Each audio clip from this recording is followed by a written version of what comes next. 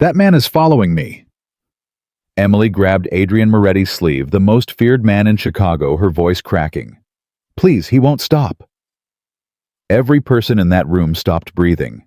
Nobody touched Adrian Moretti. Nobody interrupted him.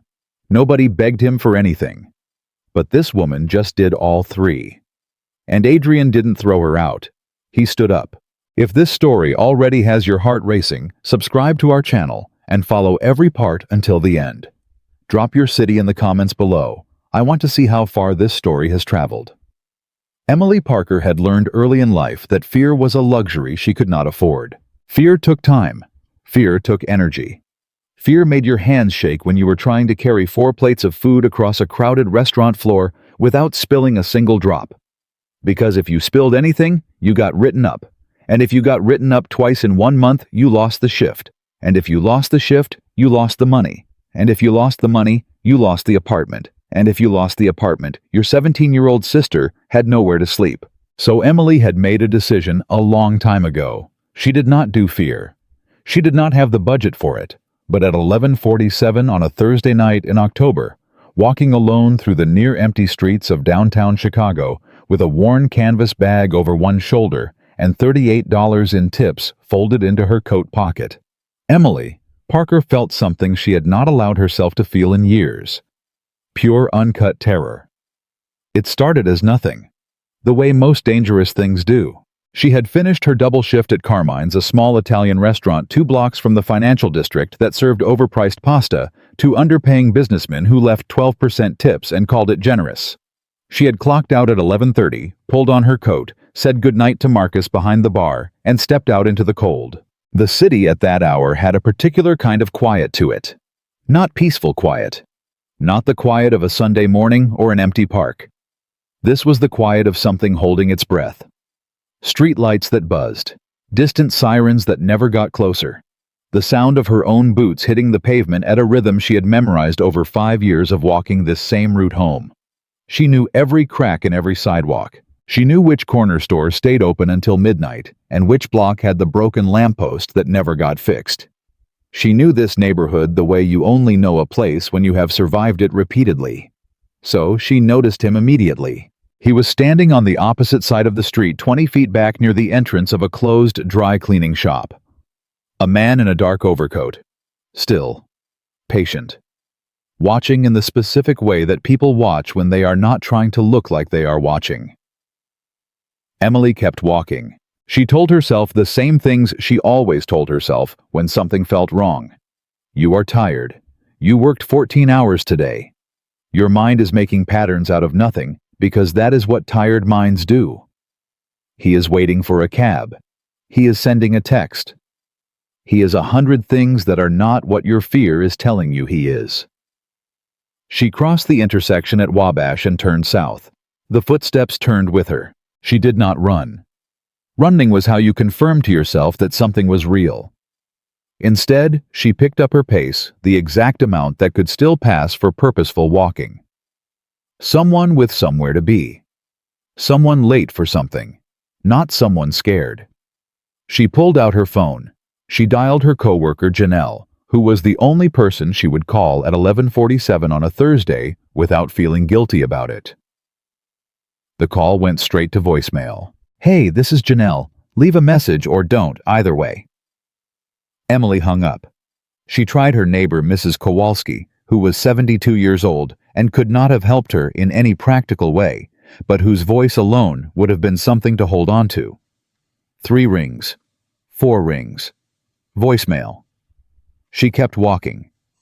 The footsteps behind her maintained their distance. 20 feet. Maybe 25. Close enough to be deliberate, far enough to deny.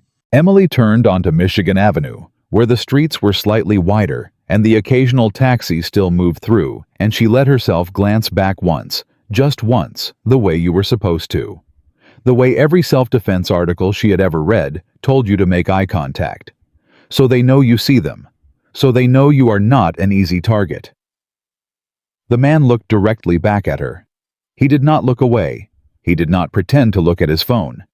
He did not glance at a storefront window. He held her eyes. And in that single moment of eye contact, Emily understood something that her logical mind had been arguing against for the past 6 blocks. He was not following her by accident. He had come specifically for her. She almost stopped walking. Her legs almost locked up on her the way they had when she was 11 years old, and she had fallen off her bicycle and hit the pavement so hard that for 3 seconds she could not breathe, could not move, could only lie there staring up at the gray Illinois sky, wondering if her body had forgotten how to be a body. But Emily Parker had not survived $38 in tip money and 14-hour shifts, and a sister with medical bills she paid with credit cards she maxed out and paid down and maxed out again by freezing up. She kept moving. She tried to think. Her apartment was 11 minutes away on foot. She could not go home. She would not lead him there. Her sister was home. Maya was there, probably asleep, probably with her headphones in, completely unaware that the only person standing between her and the world was currently walking as fast as she could down Michigan Avenue, trying not to cry. She could not go to the apartment. She looked for options. The bar on her left was dark, closed early. The coffee shop ahead had its chairs stacked on tables. A parking garage on her right, but she knew what happened to women who walked into parking garages alone at midnight. She had read enough news stories to know exactly how those situations ended. And then she saw it, half a block ahead, a building she had walked past 100 times without ever really seeing. Black lacquered doors. 2 men in suits standing outside. Black car idling at the curb, engine running, the kind of car that meant either a wedding or something else entirely. Warm light bleeding through the narrow windows. The very specific energy of a place that expected people who belonged there to know they belonged there, and expected everyone else to stay on the opposite side of the street. She knew what kind of place this was. She was not naive. Chicago was Chicago, and there were certain establishments where the men inside wore more expensive suits than their legitimate incomes could explain, and where the conversations happened in corners rather than at tables, and where the ordinary rules of public behavior did not apply because the men inside had decided a long time ago that ordinary rules were for ordinary people. She had heard the name of this place once from a customer at the restaurant who had said it in the specific voice people used when they were trying to sound connected to something larger than themselves. Meridian. That was what people called it. Emily did not slow down to think about it. She ran. Not the panic run of someone who had lost all composure, not flailing, not screaming. She ran the way she had learned to run when she was paying for her own gym membership on a waitress salary, specifically because she had read somewhere that a woman in good physical condition was statistically less likely to become a victim, which was the most depressing sentence she had ever read, but she had taken it seriously anyway. She ran at full speed toward the 2 men in suits outside those black lacquered doors. One of them stepped forward immediately. "Ma'am?" Emily did not stop. She hit the door with her shoulder pushed past the second guard before he could react and stumbled into the warm interior. The noise hit her first. Not loud music, not the pulsing bass of a nightclub. Something quieter and more expensive. The clink of crystal. The low murmur of conversations that had been going on for decades. The particular sound of powerful people doing what powerful people did when they thought no one could see them.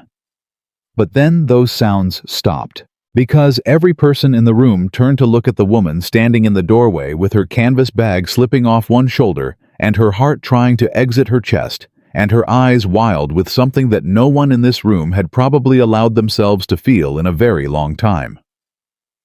Emily registered the room in fragments. Dark wood. Low lighting. Men in suits who looked like they had been born in suits. A bar along the far wall. Tables arranged with the specific geometry of places where proximity to the center meant something. Conversations that had simply stopped like someone had cut the power to all of them simultaneously. And at the center of the room, a table, a man. She almost could not look at him directly, not because he was physically imposing, though. He was tall, broad through the shoulders, dark hair cut close, a black suit that fit him the way expensive things fit people who have always owned expensive things. It was the stillness. Every other person in that room had reacted to her entrance in some way. turned, shifted, leaned toward the person beside them. Something. This man had not moved at all. He sat with a glass of dark liquor in one hand, and his eyes fixed on her, and his expression was the expression of someone who had seen everything the world had to offer, and had concluded a long time ago that nothing in it was capable of surprising him. He looked like he was deciding something. About her. Emily did not know his name yet. She did not know that the two men who had been moving toward her from opposite sides of the room had stopped moving the moment he made a single, nearly invisible gesture with two fingers. She did not know that the man in the dark overcoat who had followed her 6 blocks was now standing at the entrance of this room, looking at the back of this seated man, and that his face had gone the color of old paper. Emily only knew one thing. She walked toward the center table. She stopped in front of it. "Please." Her voice came out steadier than it had any right to. "That man is following me." The room had been quiet before. Now it went somewhere beyond quiet. The kind of silence that has weight to it. Texture. The kind of silence that lets you hear your own pulse. The man at the center table looked at her for a long moment. Then he set his glass down. And he stood.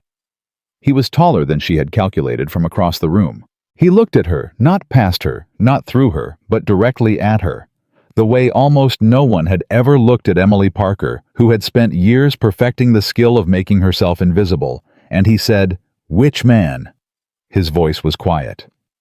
That was the thing about it. She had expected loud. She had expected the voice of someone who needed the room to know he was in charge. But his voice was the voice of someone who had never needed volume, because volume was for people who were not already certain they would be obeyed. Emily turned and pointed.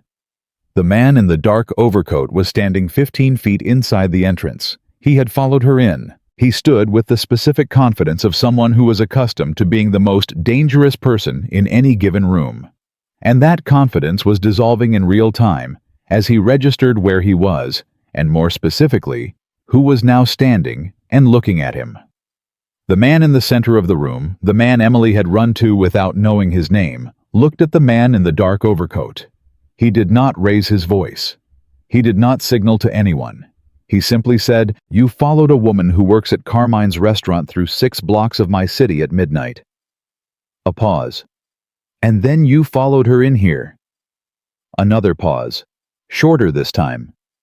"Why would you do something like that?" The man in the dark overcoat said something Emily could not hear from where she was standing. The man in the center did not respond immediately. He turned back to Emily. "Sit down," he said. Not a request, not unkind, just a sentence that was shaped like an invitation, but moved like a command. Emily sat.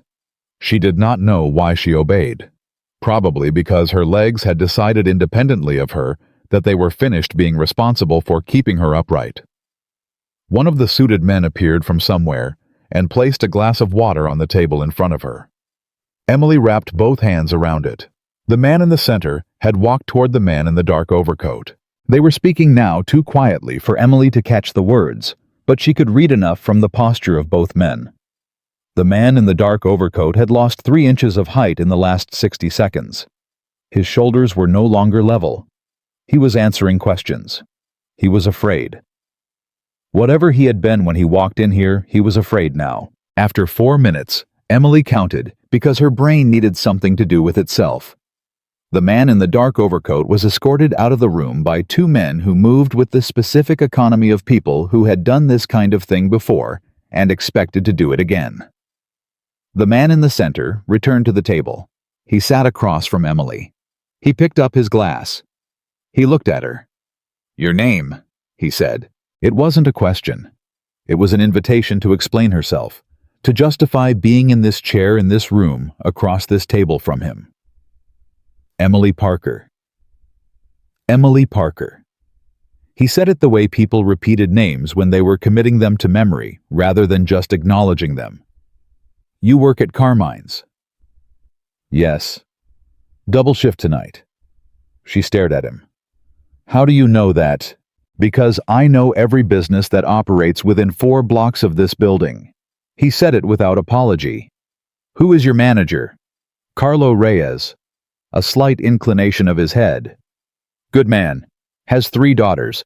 His oldest just started university. Emily did not know what to do with that information. Who are you? She asked.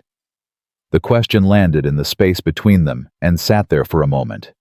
Several of the men nearby exchanged glances. The suited man who had brought her water made a sound in the back of his throat that might have been suppressed alarm. But the man across from her almost, not quite, but almost smiled. Adrian Moretti, he said.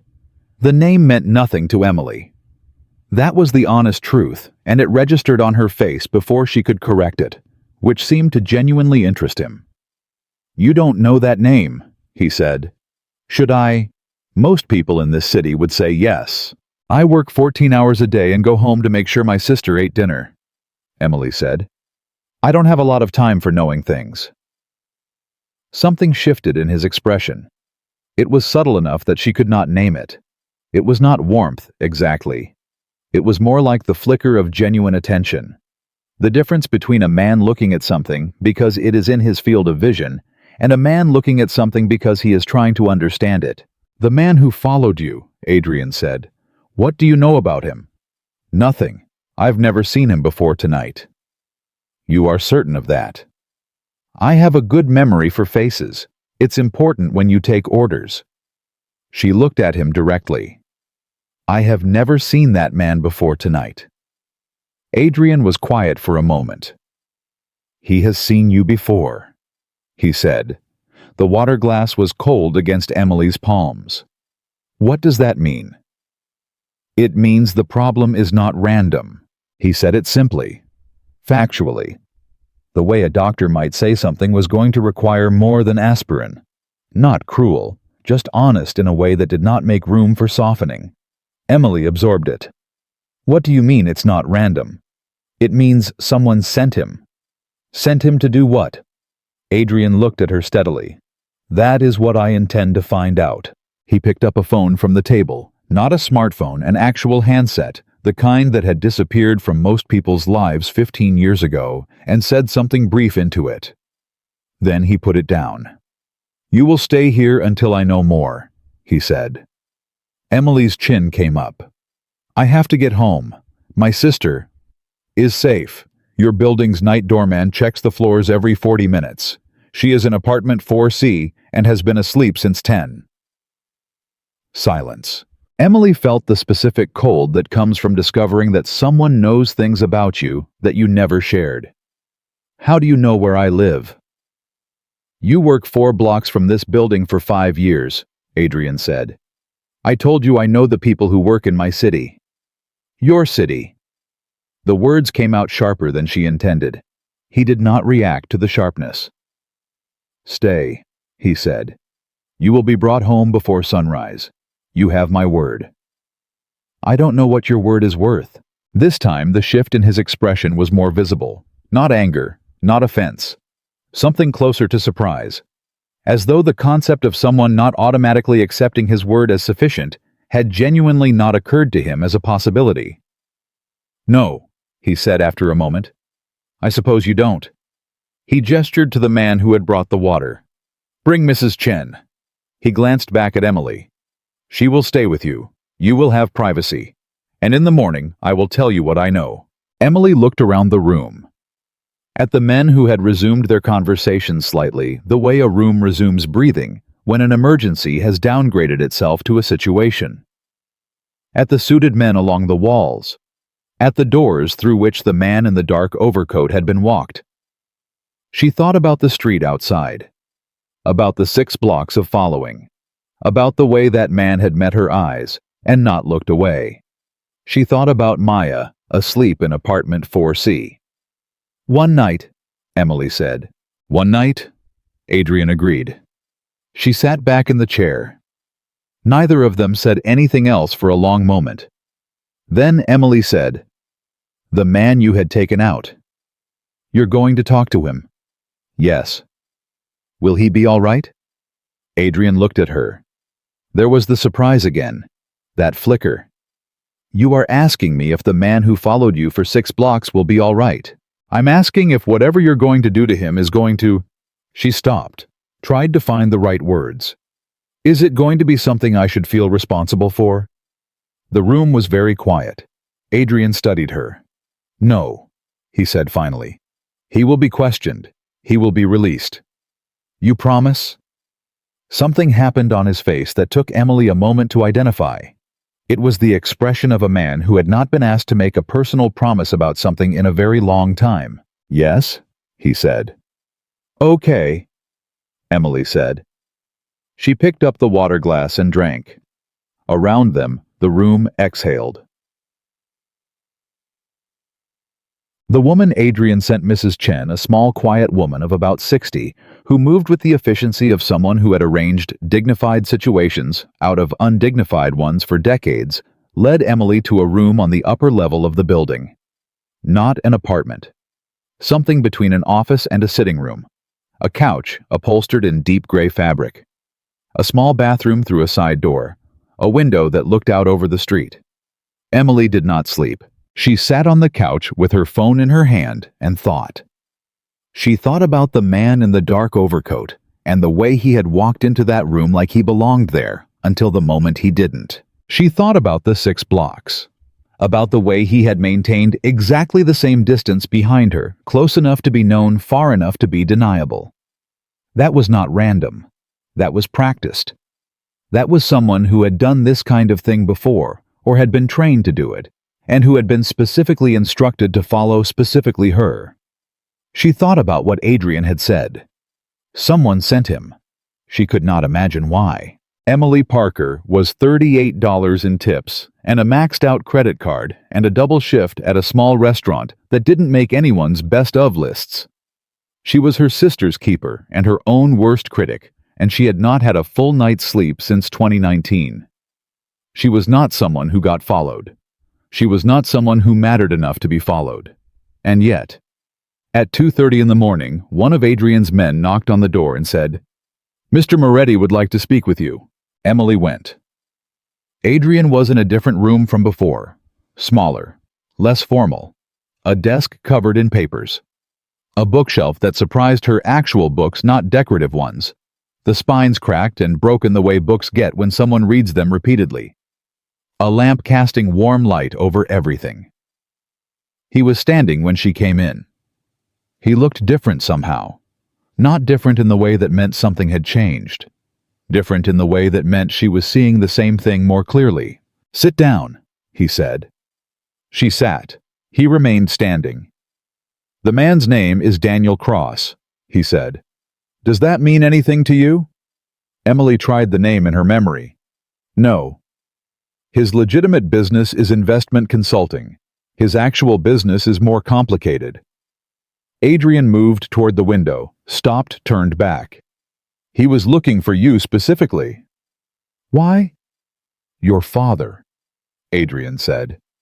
The word hit Emily somewhere in the chest. Her father had been dead for 8 years. She had not talked about him to anyone outside of her sister in nearly as long. "My father has been gone since I was 20, she said. "I know." "He was an accountant. He worked for a hospital system." She could hear her own voice working hard to stay level. "He did not do anything interesting enough to make someone follow his daughter 8 years after his death." Adrian looked at her, and in that look was something she recognized as the specific expression of someone who was about to correct a story someone had been telling themselves for a long time. "Your father," he said carefully, "worked for the hospital system for the last 4 years of his life." A pause. "Before that, he worked for someone else." Emily felt very still. "Who?" "A man named Victor Salinas," Adrian said, "who ran a significant portion of Chicago's financial infrastructure from 1998 to 2011, legally on the surface, less so underneath." The room felt different. Emily's hands were very still in her lap. "You're saying my father worked for a criminal?" "I'm saying your father was an accountant who took a very well-paying job for a man whose money he may not have fully understood at first." Adrian's voice carried no judgment. "By the time he did understand, he left. He took his family, and he left, and he spent the rest of his life working at a hospital and trying to put distance between himself and what he had been part of. Emily's throat was tight. He never told us.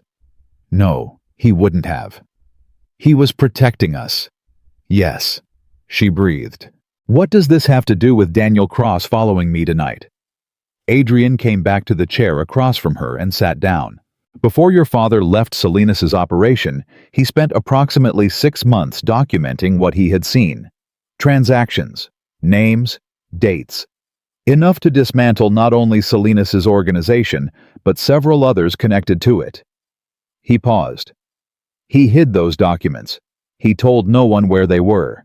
Not law enforcement. He did not trust them for reasons that turned out to be valid. Not Salinas. Not anyone connected to any of those networks.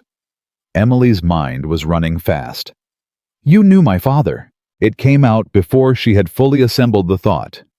Adrian looked at her. Yes, he said. Briefly. He came to me once near the end of his life. He wanted to make sure that if something happened to him, someone who operated in that world would know that those documents existed, that they were not lost. Why you? Because he had watched how I operated for long enough to believe that I was someone who did not want those particular men to continue doing what they were doing. Emily sat with this. He trusted you. He trusted me with the information that the documents existed, Adrian said. He did not tell me where they were.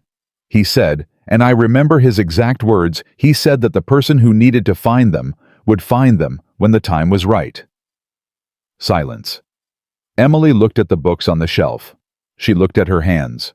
She thought about her father, about his handwriting, precise and slanted and very particular, about the things he had kept, the things she had kept after him, a box of his personal items that she still had, that she had moved from apartment to apartment for 8 years because she could not throw it away and had never felt ready to go through all of it. He left me a box, she said slowly. Adrian did not move after he died. A box of his personal things. I have it. I have never gone through all of it. She looked up. I got through part of it, and then I couldn't, and I put the lid back on, and I have carried it with me ever since because I cannot bring myself to finish. Adrian was very quiet. And Daniel Cross knows about the box. It was not a question. Emily's hands had gone cold. How does he know? Salinas died in 2019, Adrian said. When he died, several people who had spent years trying to locate your father's documents became more actively desperate. Salinas had kept them partially in check. He wanted those documents because they could be used against his rivals as much as against himself. With him gone, the people who want to control what those documents contain have only one goal: to destroy them. Yes. Emily looked at him. And you want to find them. I want to make sure they are used for the purpose your father intended, Adrian said, which is to hold accountable the people who deserve to be held accountable. She studied him. Why should I believe that? The question sat in the room. Adrian did not answer immediately. He looked at her with that quality of attention she had noticed before, the kind that was actually about seeing, not about performing the appearance of seeing. You shouldn't, he said. Not yet. You have known me for approximately 3 hours, and everything I have told you about myself is something I have told you about myself, which means you have no independent basis for evaluating its truth. Emily stared. That's a very honest answer. It's the accurate one. She stood. She moved to the window. Outside, the city was doing what Chicago always did at 3 in the morning, running a skeleton crew version of itself, just enough life to keep the lights on. She thought about her father, about the image of him that she carried, the one from the last 2 years of his life, when he had been quieter than before, more careful, more precise about the small things. The way he had checked the door twice before bed. The way he had kept a calendar on the wall and updated it in a code Emily had never cracked because she had assumed it was just his organizational system. Maybe it wasn't. Maybe it was something else entirely. "I need to see my sister," Emily said. "In the morning. She's going to wonder where I am. She will assume you worked a double and stayed with a coworker. It has happened before." He said it without inflection. It happened in March, and again in August. Emily turned from the window. "You need to stop knowing things about my life. I need you to trust that I am not your enemy," he said. "Why does someone knowing everything about me help with that? It doesn't." He acknowledged it directly. "But the alternative, you walking out of here tonight and going home and opening that box without knowing what you might find or who else is looking, that is worse." She breathed. He was not wrong. That was the problem with him she was beginning to understand. He was not wrong. "What happens in the morning?" she said. "In the morning I take you home. You look through the box with me present. We determine together what your father left. And if I say no, then I have someone watch your building to make sure Daniel Cross doesn't send someone else, and you go through the box on your own, and I hope that you find it before they do." Emily looked at him for a long moment. "You would do that?" "Yes." "You would protect me, even if I told you to stay out of it?" "Yes." "Why?" He looked at her steadily. "Because your father asked me to," he said. 8 years ago, he sat across from a man he had decided to trust despite every reason not to, and he said, "If something happens, and if my daughter is ever in danger because of what I did, make sure she gets through it." The room was very quiet. "He talked to you about me. He talked to me about both of you." Adrian's voice had shifted, not softer exactly, but different in texture. Less formal, more careful.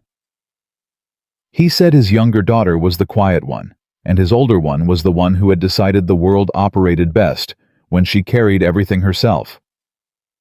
Emily felt the back of her throat tighten. "He wasn't wrong," she said. "No," Adrian said. "He wasn't." She turned back to the window. The city outside was still there, still running.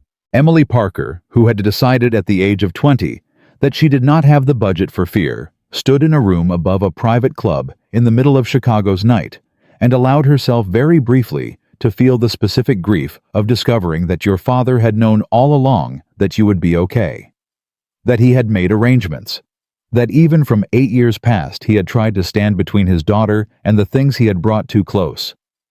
"Okay," she said. Her voice was even. She turned around. "In the morning. We do it together." Adrian Moretti looked at her, and for the second time that night there was something on his face that did not belong to the version of himself the rest of the room was supposed to see. "In the morning," he said. Emily sat back down. She did not sleep. But for the first time since she had stepped out of Carmine's at 11:30 with $38 in her pocket, she stopped feeling like the next 60 seconds were the most important thing in the world. She thought about her father.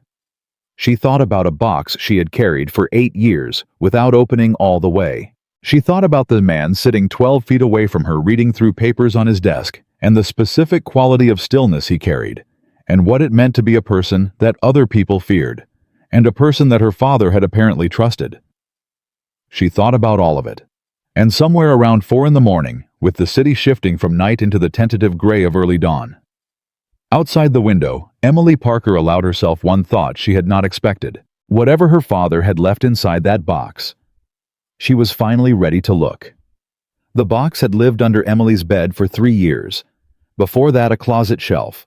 Before that, a storage unit she paid $18 a month to keep because she couldn't afford more space, but couldn't leave it behind either.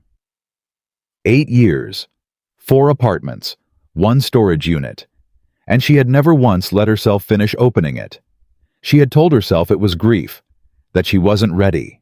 Standing in her own bedroom at 6:15 in the morning with Adrian Moretti waiting in her living room and the box sitting on the floor between them, Emily understood for the first time that it wasn't grief that had stopped her.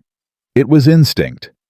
Some part of her had always known there was something inside that would change everything, so she had kept the lid on. Until now, she no longer had that option. "You've never gone all the way through it," Adrian said.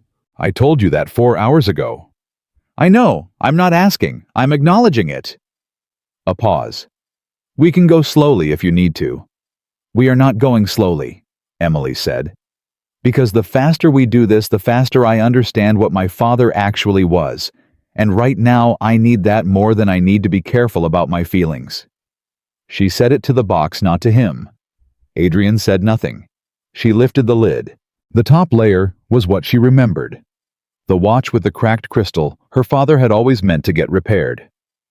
3 photographs, one of her mother, one of Emily at her high school graduation, one of Maya at around age 7, laughing at something outside the frame.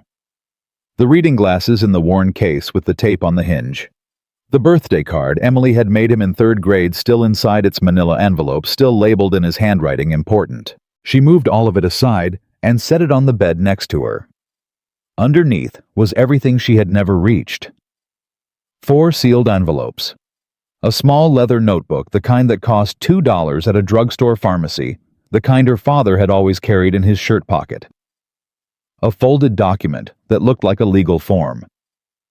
And at the very bottom of the box, still in its original retail packaging, a USB drive.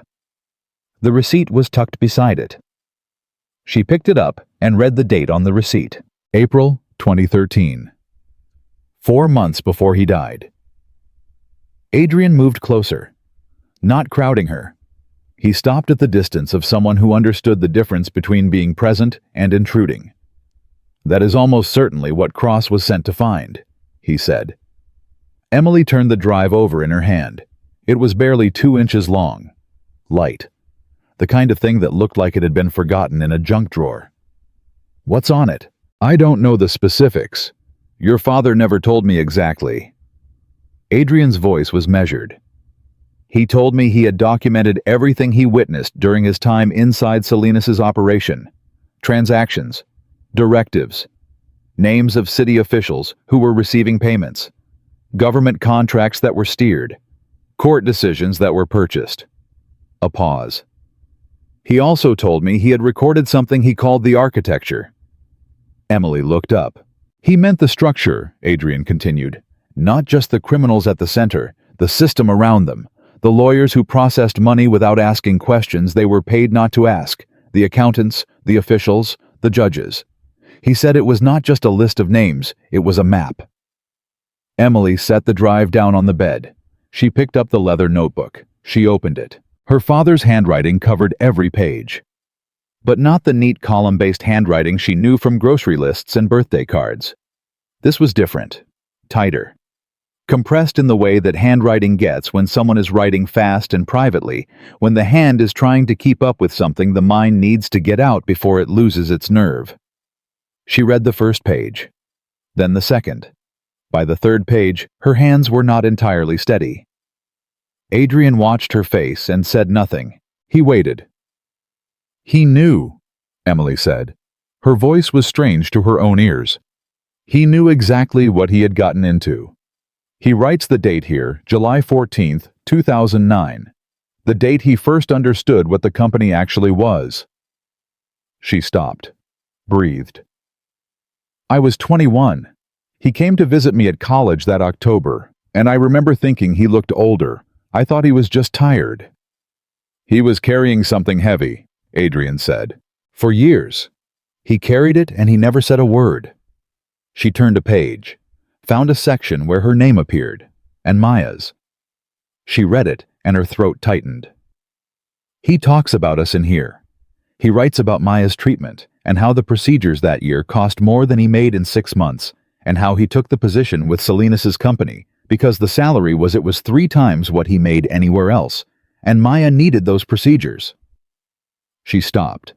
She breathed through it. He couldn't let her not get them, she said quietly. So he took the job, and then he found out what the job was, and by then he was already inside it. The room was very still. Adrian said nothing, because there was nothing to say. Emily sat with the specific pain of that for a moment.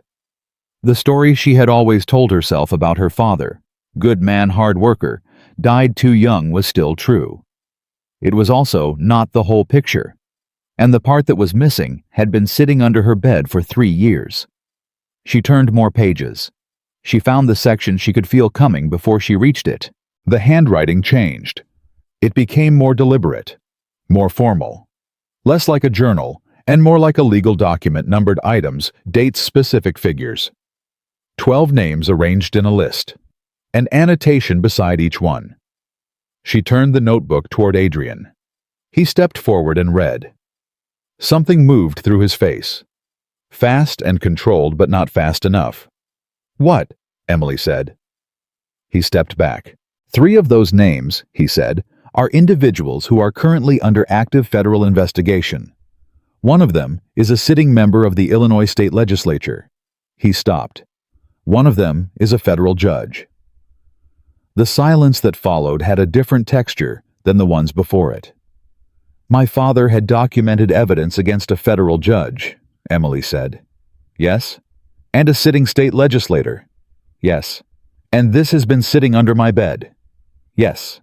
She stood up. She needed to move. She crossed to the window and stood with her back to him. "You knew?"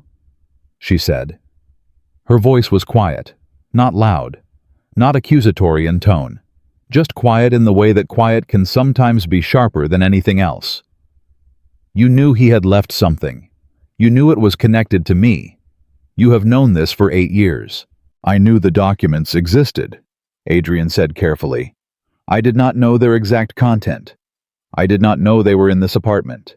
Your father told me only that the person who needed to find them would find them when the time was right. And in 8 years you never looked. He had my word." Emily turned around. "But you knew I was out there. You knew where I worked. You knew about Maya, about the shifts and the medical bills and the apartment." "I kept watch over you," Adrian said. "There is a difference between watching and looking. I gave my word I would not search for what he hid. I kept that word. I also kept you safe. For 8 years I made sure the people who were still looking for those documents never got close enough to realize they should be looking at you." Emily held his gaze. "Until last night." "Until last night," he said. "When Cross was sent by someone operating more aggressively than before, because the political circumstances have changed, the federal investigation has accelerated. The people implicated are becoming desperate. They made a move I did not anticipate the timing of. And now we're here. Now we're here." She came back to the bed, sat down, picked up the notebook again. "There's more," she said. She had found a new section. "He lists what each person did, specifically. Not vague, he names amounts, dates, the specific decisions that were made in exchange for specific payments." She looked up. "This isn't just enough to investigate. This is enough to convict. If it can be authenticated, it can be. He was an accountant, Adrian. He documented everything with source references. Every entry has a corresponding date and an account number." She turned another page. "He spent 4 years inside this thing. He was not in a position to just walk away. So he documented instead. He built a case from the inside." Adrian looked at her. "He was building it for someone who could use it," he said. "He came to me because he needed someone to hold the knowledge that it existed. Someone who would still be in a position to act on it when the time came. I was 31 years old, and I had just consolidated enough of my own operation that I had both the reach and the insulation to do something with it." "He gambled on you," Emily said. "Yes." "Was he right to—" The question sat between them. Adrian held it for a moment. "Ask me that again in 24 hours, he said. It was not the answer she expected. It was the most honest thing he could have said. She turned to the last sealed envelope at the bottom of the box. It had her name on it. Just Emily, in her father's handwriting. The same handwriting that had been precise and deliberate her entire life, and was somehow both of those things, and also terribly intimate in a way she had not been prepared for. She did not open it yet. She set it aside. "Tell me about Vasquez," she said. Adrian sat down in the chair across from her. "Claire Vasquez, federal prosecutor, Northern District of Illinois, 44 years old. Has been building a RICO case against what remains of the Salinas network for the past 7 years. Every time she gets close evidence, disappears, witnesses recant, or her cases get assigned to judges who find procedural reasons to dismiss. He paused. She has never stopped. She rebuilt from scratch 3 times. She's the federal judge on that list, Emily said. It came out flat. She keeps getting cases assigned to someone your father documented as corrupt. Yes, Adrian said, which is why her cases keep dying. Emily looked at the notebook in her lap. If she gets this, she takes it to a different court, different jurisdiction, outside the reach of the judge on this list. Yes. And the people implicated cannot suppress it the same way. Not if it moves fast enough and in the right direction, Adrian said. The key is that it cannot be delivered through any channel they monitor, which means it cannot go through law enforcement directly. It cannot go through the U.S. Attorney's Office in Chicago. It has to reach Vasquez personally, privately, before anyone in the network knows it exists. Emily was quiet for a moment. How do we do that? I have a way, Adrian said, but it requires you to trust me for approximately 18 more hours without independent verification. She looked at him. That is a very specific request. 18 hours, he said.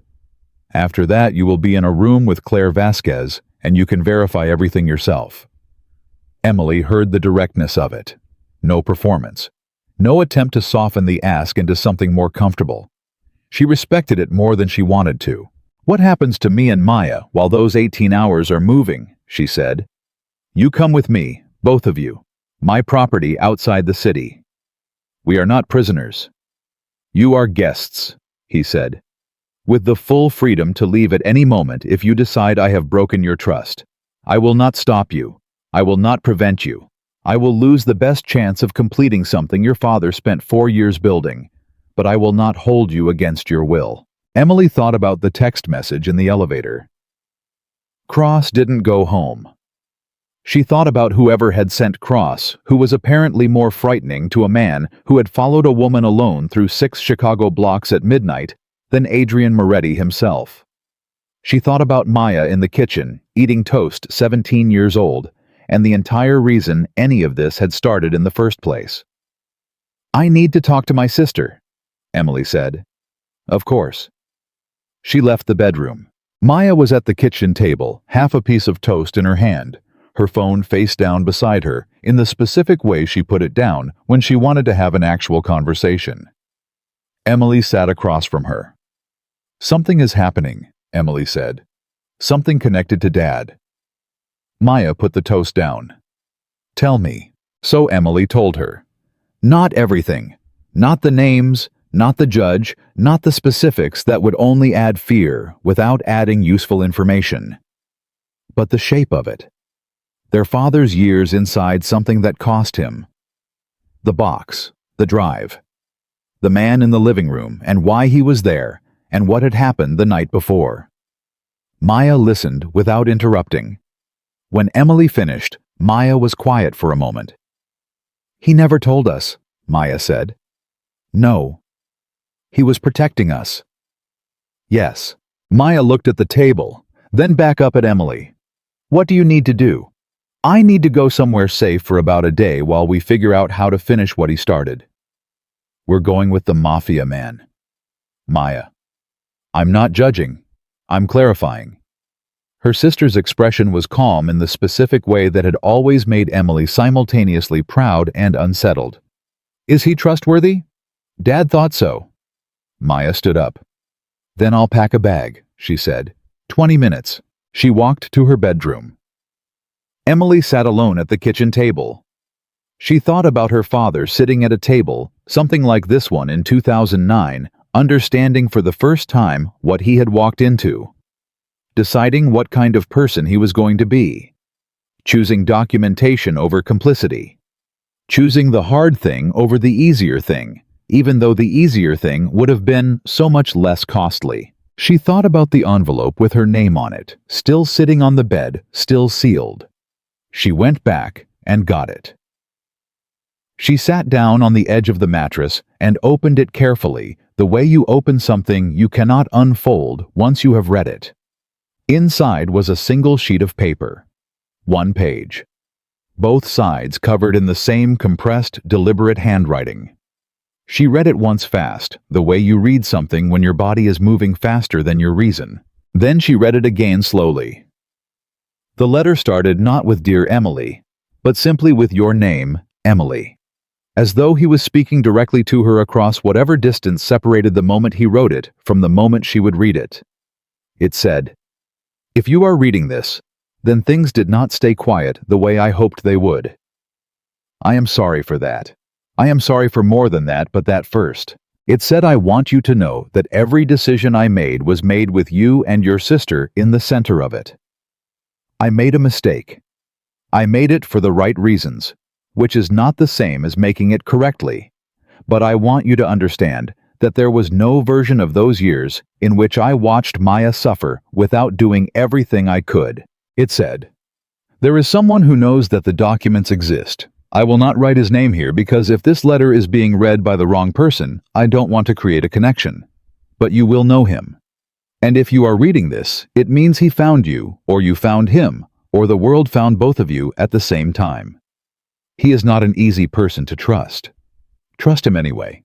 He is one of the only people I met in those 4 years who chose to be something better than what his circumstances required." It said, "I am not afraid of what comes after. I am only afraid of leaving you with the weight of something I should have put down before I left. So I am trying now to put it down properly. To leave something behind that can do some good instead of just sitting in the dark, getting heavier." It said, "You were always the one who carried things. I know that. I watched you do it your whole life. You carried your mother's grief when she left. You carried Maya's fear when she was sick. You carried my absence better than I deserved. But this is the last thing I am going to ask you to carry, Emily. And after this one, you can put it all down." It said, "I love you. I loved you every single day of your life, including the days I was carrying something I could not share with you. Especially those days because on those days, the only thing that made any of it bearable was knowing that when I got home, there would be dinner on the table and something on TV that didn't matter at all, and both of you would be there. It ended. Finish it." 2 words. Emily sat with the letter in her hands for a long time. She did not cry. She had decided a long time ago that she did not have the budget for it. But she sat with it. She let herself feel the full weight of it, the years of him carrying this alone, the love inside the secrecy, the way he had tried right up until the end to put himself between his daughters and the consequences of his choices. Then she folded the letter. She put it back in the envelope. She stood. She went to the living room. Adrian was standing at the window. When she came in, he turned around, and whatever was on her face told him enough that he did not ask about the envelope. "We need to move," Emily said. "Yes. What's our first step?" "We go to my office. I have a machine that has never touched a network. We read the drive there. Then I make a call. To Vasquez. To someone who will reach Vasquez through a route that does not pass through anything the network monitors." He moved toward the door. "Are you ready?" "Maya's packing a bag." He stopped. "She's coming. I am not leaving my 17-year-old sister alone in this apartment with Cross still in the city," Emily said. "She comes with us or neither of us goes." Adrian held her gaze for one beat. "Of course," he said. "And one more thing." He waited. "I read the letter." He did not respond. "He told me to trust you." She said it straight, no softening. "He said you chose to be something better than what your circumstances required." Adrian was very still. "He said that." "Yes." Emily looked at him steadily.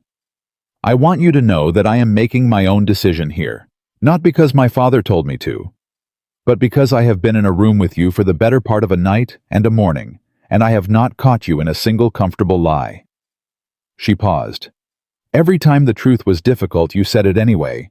I respect that more than reassurance." The room was quiet. "I will not waste that," Adrian said. "See that you don't." She picked up the notebook from the bed. The USB drive. The letter. She put them into her canvas bag, the same worn bag she had been carrying the night before, when a stranger followed her through 6 blocks of Chicago's dark. 12 hours ago, she had been running from something. Now she understood what she was running toward. Maya appeared from the hallway with a backpack slung over one shoulder, looking at both of them with the calm assessment of someone who had decided to trust her sister's judgment completely and was simply waiting for the next instruction. "Ready," Maya said. "Let's go," Emily said. They moved toward the door. Adrian's phone buzzed. He looked at it, and something shifted in his expression, the controlled, barely visible shift Emily was becoming fluent in.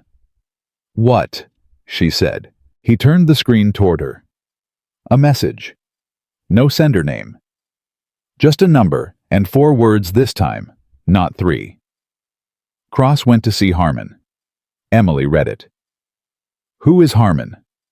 Adrian looked at her steadily. "Judge Richard Harmon," he said. Emily felt the floor change under her feet. "The judge," she said. "The judge on my father's list." "Yes." Cross went directly to the corrupt federal judge. This morning, within 2 hours of being released. The implications assembled themselves in Emily's mind in rapid sequence. Cross had been released. Cross had gone not to his own people, but directly to the most protected name on the list. Which meant Cross was not working for mid-level criminals. Which meant Cross was working for someone connected directly to Harmon. Which meant whatever was on her father's USB drive had already been reported upward to the highest point on the chain. Which meant Harmon knew the documents had surfaced. Which meant the 18 hours they had was now considerably shorter. "We need to move right now," Emily said. "Yes," Adrian said. They went through the door. The elevator felt slower than it had that morning. Emily stood with her canvas bag and her father's life's work and her 17-year-old sister and the man her father had trusted across 8 years, and the specific cold clarity of someone who has just understood that the window is closing, and the only way through it is to move faster than the people trying to close it. The elevator doors opened. They crossed the lobby. Outside, the black car was waiting engine running the same car from the night before. Emily got in. Maya slid in next to her. Adrian got in last. "How much time do we have?" Emily said. "If Harmon moves to secure a legal instrument to suppress access to those documents, we have until his clerk opens the courthouse," Adrian said. "Approximately 2 hours." "Then we have 2 hours." "Yes. That's enough." He looked at her. "Is it?" Emily looked straight ahead. "My father built that case in 4 years of silence," she said. "We are going to deliver it in 2 hours." The car moved. The city slid past outside the window. And Emily Parker, who had spent 8 years keeping a lid on something that was always going to have to be opened, felt something she had not felt in a very long time. Not hope. Something harder than hope. Certainty. The car moved fast through morning Chicago, and nobody spoke for the first 3 minutes. Emily counted them.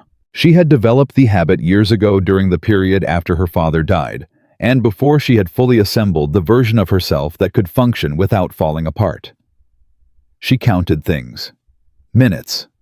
Steps between the apartment and the bus stop.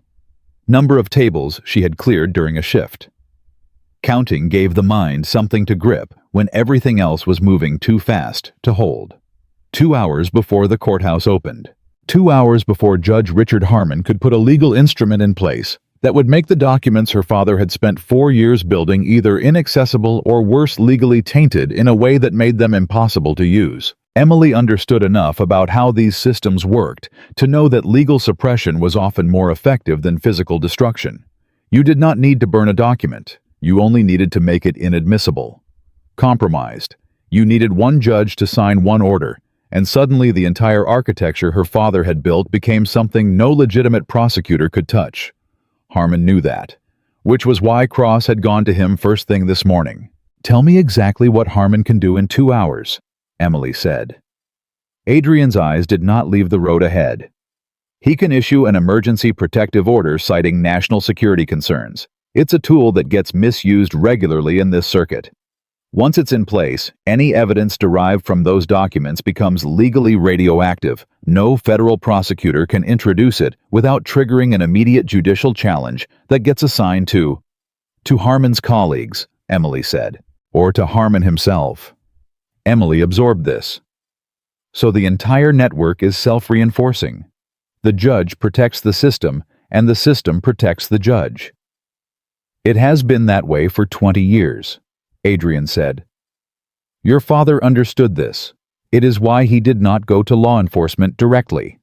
He knew the information would be buried before it reached anyone with the independence to act on it. Which is why he came to you. Yes. Because you operate outside the system entirely. Yes. And Claire Vasquez. She operates inside the system, but she has spent 7 years identifying the seams where it leaks, Adrian said. She knows which jurisdictions Harmon cannot touch. She knows which federal circuits have been resistant to the network's influence. She has been building a pathway that bypasses Harmon entirely. She just has never had evidence strong enough to survive the journey. Until now, Emily said. Until now.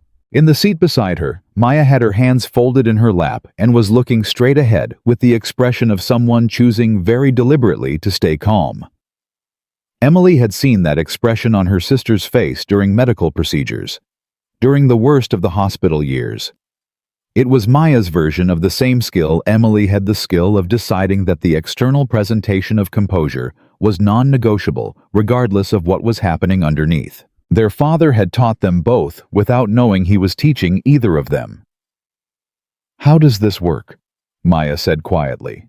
To Adrian. Direct and practical, the same way she had spoken to him at the apartment.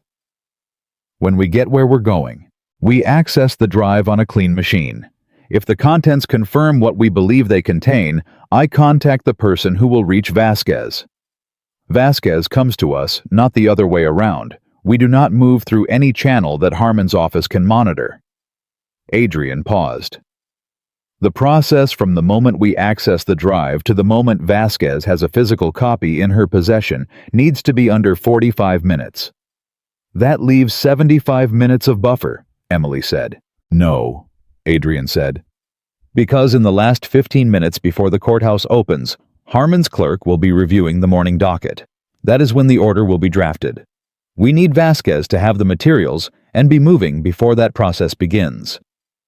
So, we have 60 minutes of buffer. 50, he said. Allow 10 for the unexpected.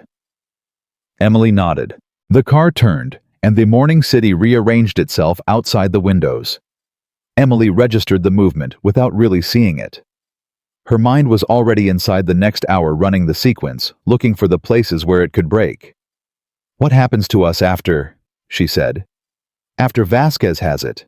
Vasquez's office will want statements from you, your history with the documents, how you came to have them, the chain of custody from your father to you.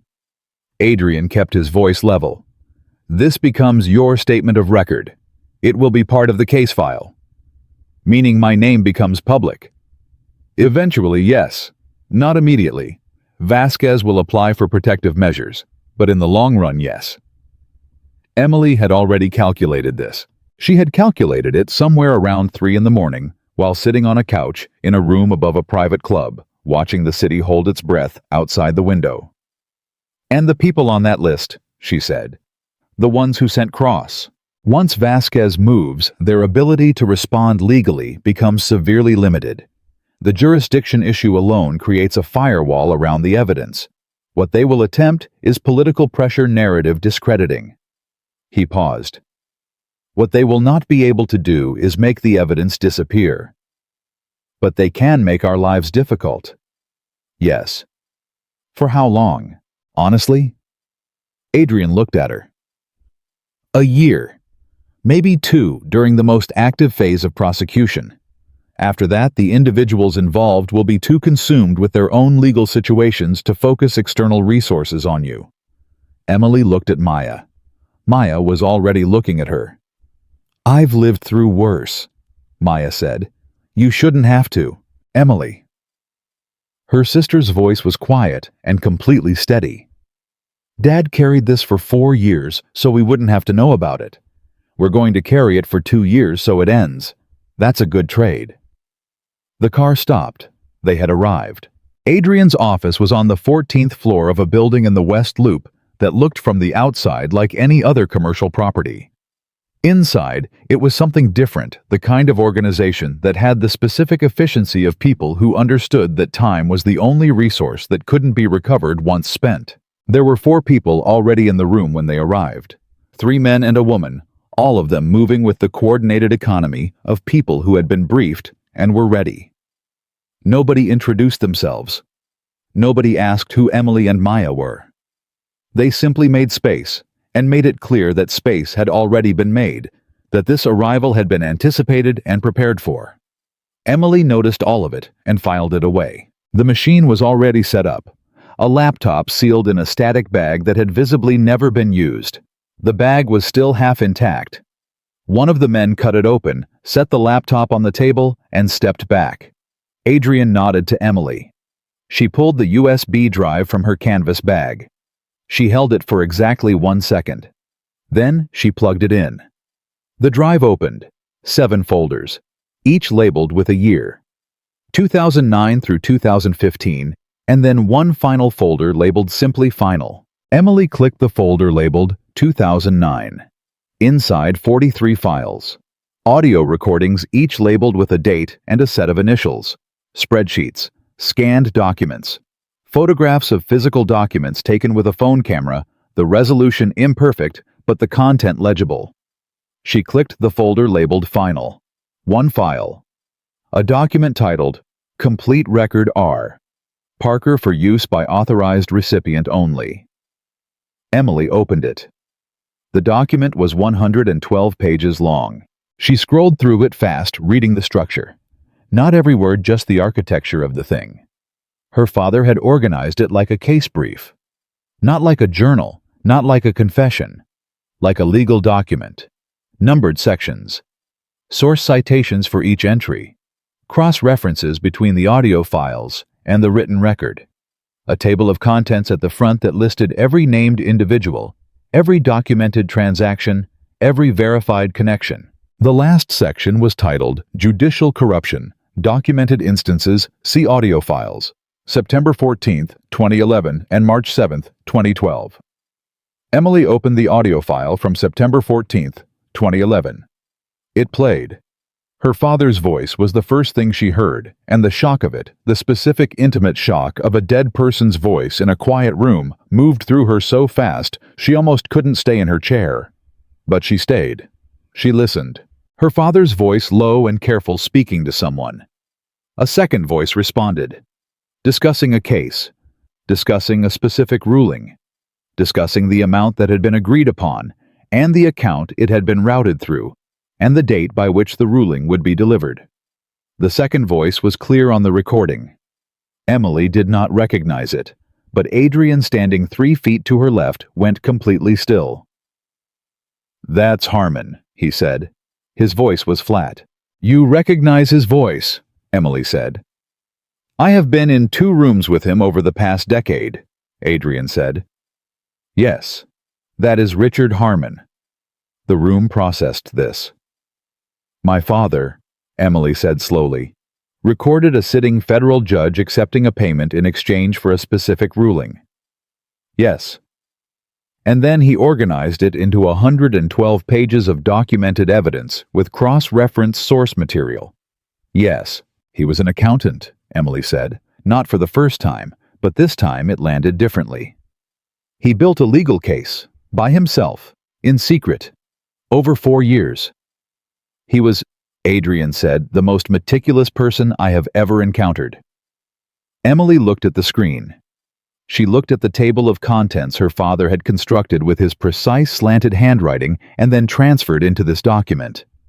12 names, 112 pages. 4 years of silence. "Call your person," Emily said.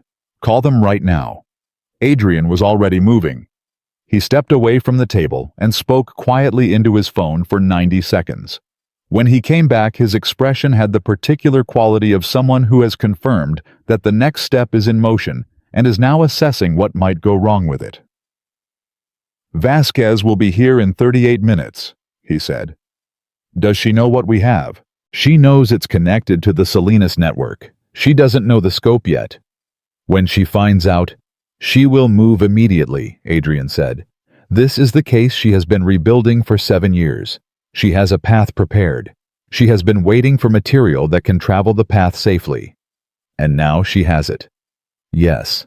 Emily saved the document. She ejected the drive. She held it. I want to make a copy, she said. Before she gets here, 2 copies, physically separate. Already being done, Adrian said. One of the men across the room was at a second machine working. Emily nodded. She turned to Maya. Her sister was sitting in a chair 3 feet away, her backpack in her lap, watching everything with the focused calm she had maintained since the apartment. You okay? Emily said. I'm listening to everything, Maya said. I want to remember it.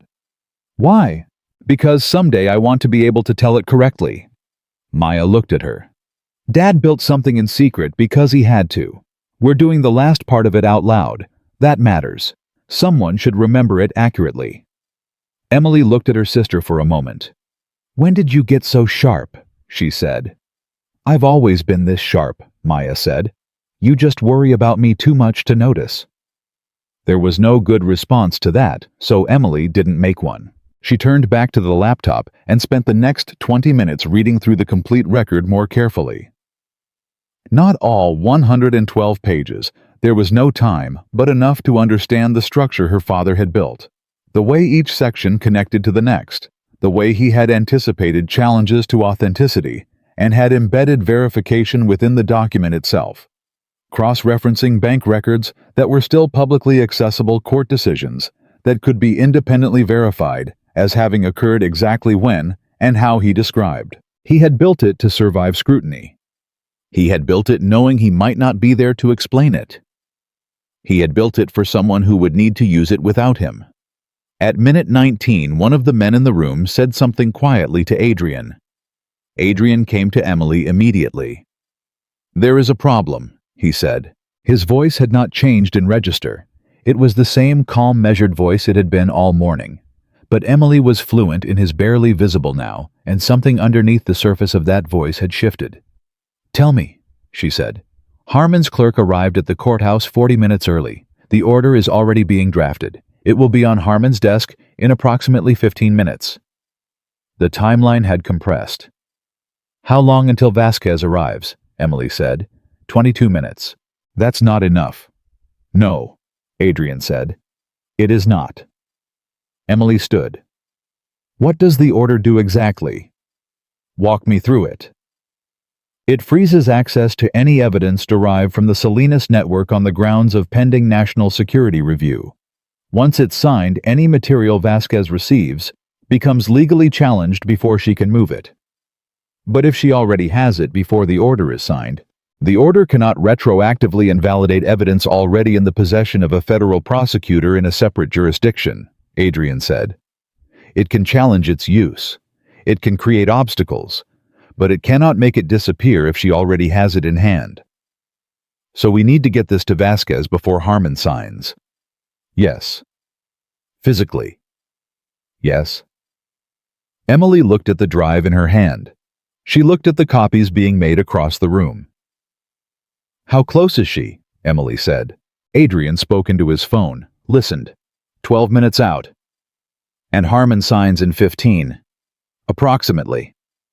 3 minutes. 3 minutes of buffer between her father's 4 years of work arriving safely in the hands of the one prosecutor who could use it and arriving too late to matter. Can we send her the files electronically right now? Emily said. Not through any channel we can guarantee is clean, Adrian said, if it's intercepted in transit. But if she has already received it electronically, does that count as possession before the order?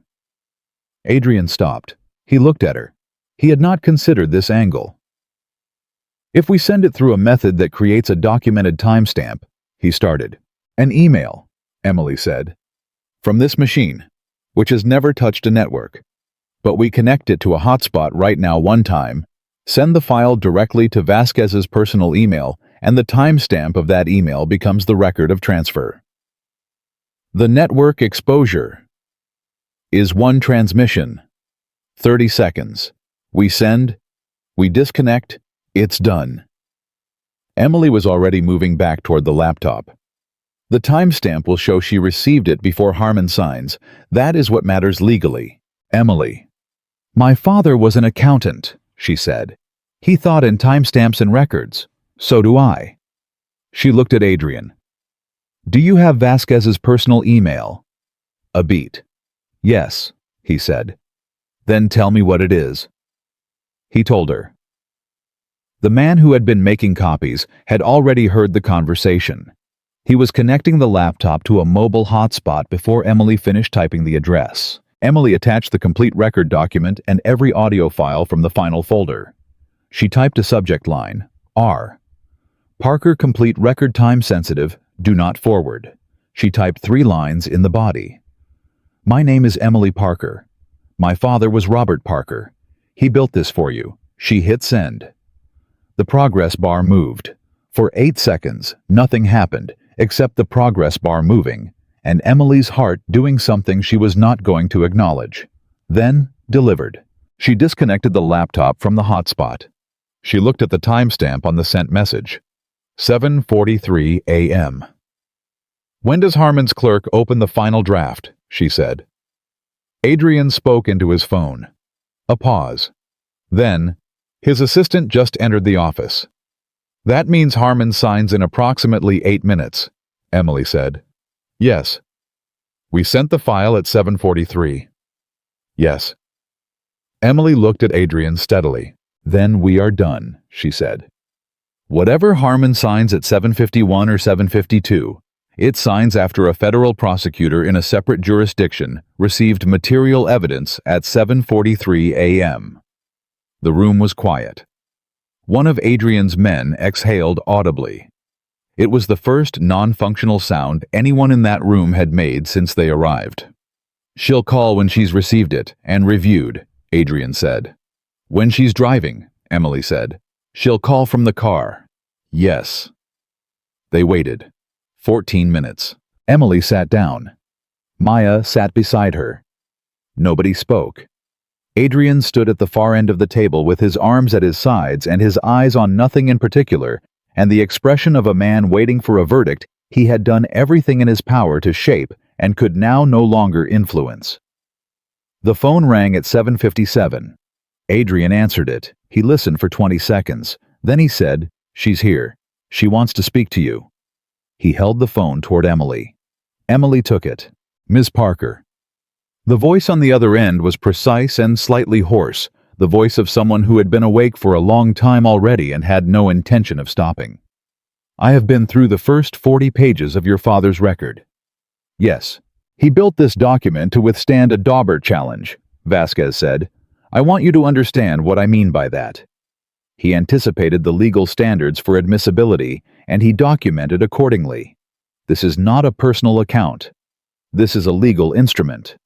He was an accountant, Emily said. A pause on the line. He was remarkable, Vasquez said. Emily gripped the phone. He was my father, she said. I know. Vasquez's voice shifted slightly. I am going to do right by this Ms. Parker. I need you to know that. I have been building toward this for 7 years, and the moment I have been waiting for is 112 pages long, and it was written by a man who sat inside something terrible and kept his integrity while he was there. He did, Emily said. I'm going to need your formal statement, today if possible. I'll be there. And the original drive. Yes, and the notebook. Emily looked at the leather notebook sitting on the table beside her canvas bag. Her father's handwriting. His compressed, deliberate handwriting. Yes, she said. I'll see you at 10, Vasquez said. I have an office in the Dirksen building, 7th floor. Don't come through the main entrance. There's a side access on Adams. I'll have someone meet you. Understood. The call ended. Emily handed the phone back to Adrian. She sat for a moment. Then she picked up the leather notebook from the table and held it. She thought about her father's last journal entry. About the handwriting that had slowed and become more deliberate on the final pages. The handwriting of someone who knew they were writing toward an end. She thought about the letter. Finish it. It's not finished, Emily said. Adrian looked at her. "We have delivered the evidence," he said. "Vasquez has it. She will move today." "That's not what I mean." Emily set the notebook down. "My father carried this for 4 years. He documented everything. He gave it to someone who could protect it until the time was right. He wrote a letter to me that he knew I might not read for years." She looked at Adrian. He thought about every contingency. He planned for everything that might happen after he was gone. "Yes," Adrian said. "He planned for me to be in danger. He planned for the documents to be found. He planned for Vasquez." Emily looked at him steadily. "He did not plan for what happens to you." A pause. "What do you mean?" Adrian said. "You are in this room," Emily said. "You made a call that connected the evidence to Vasquez through your channels. When this case moves forward, the prosecution will want to know how the materials reached the prosecutor. They will want the full chain of custody documented. That is a concern I am prepared to manage." "How?" He looked at her. "Adrian."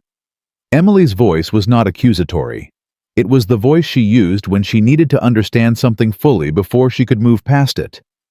"My father trusted you. I am making the decision to trust you. That means I am now paying attention to what this costs you, not just what it costs us." Something shifted in his face. Not the flicker. Not the barely visible. Something more complete than either of those. "The position I am in," he said slowly, "is one I entered voluntarily. Your father came to me and I made a choice to receive what he gave me and to keep it. The consequences of that choice are mine." "But Vasquez." "Vasquez has worked with information from unconventional sources before," he said.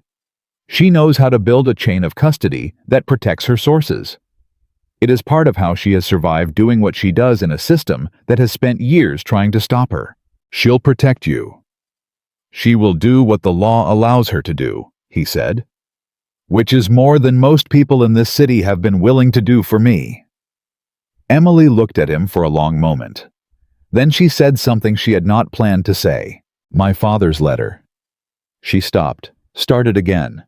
"At the end, he described you. He didn't use your name, but he described you."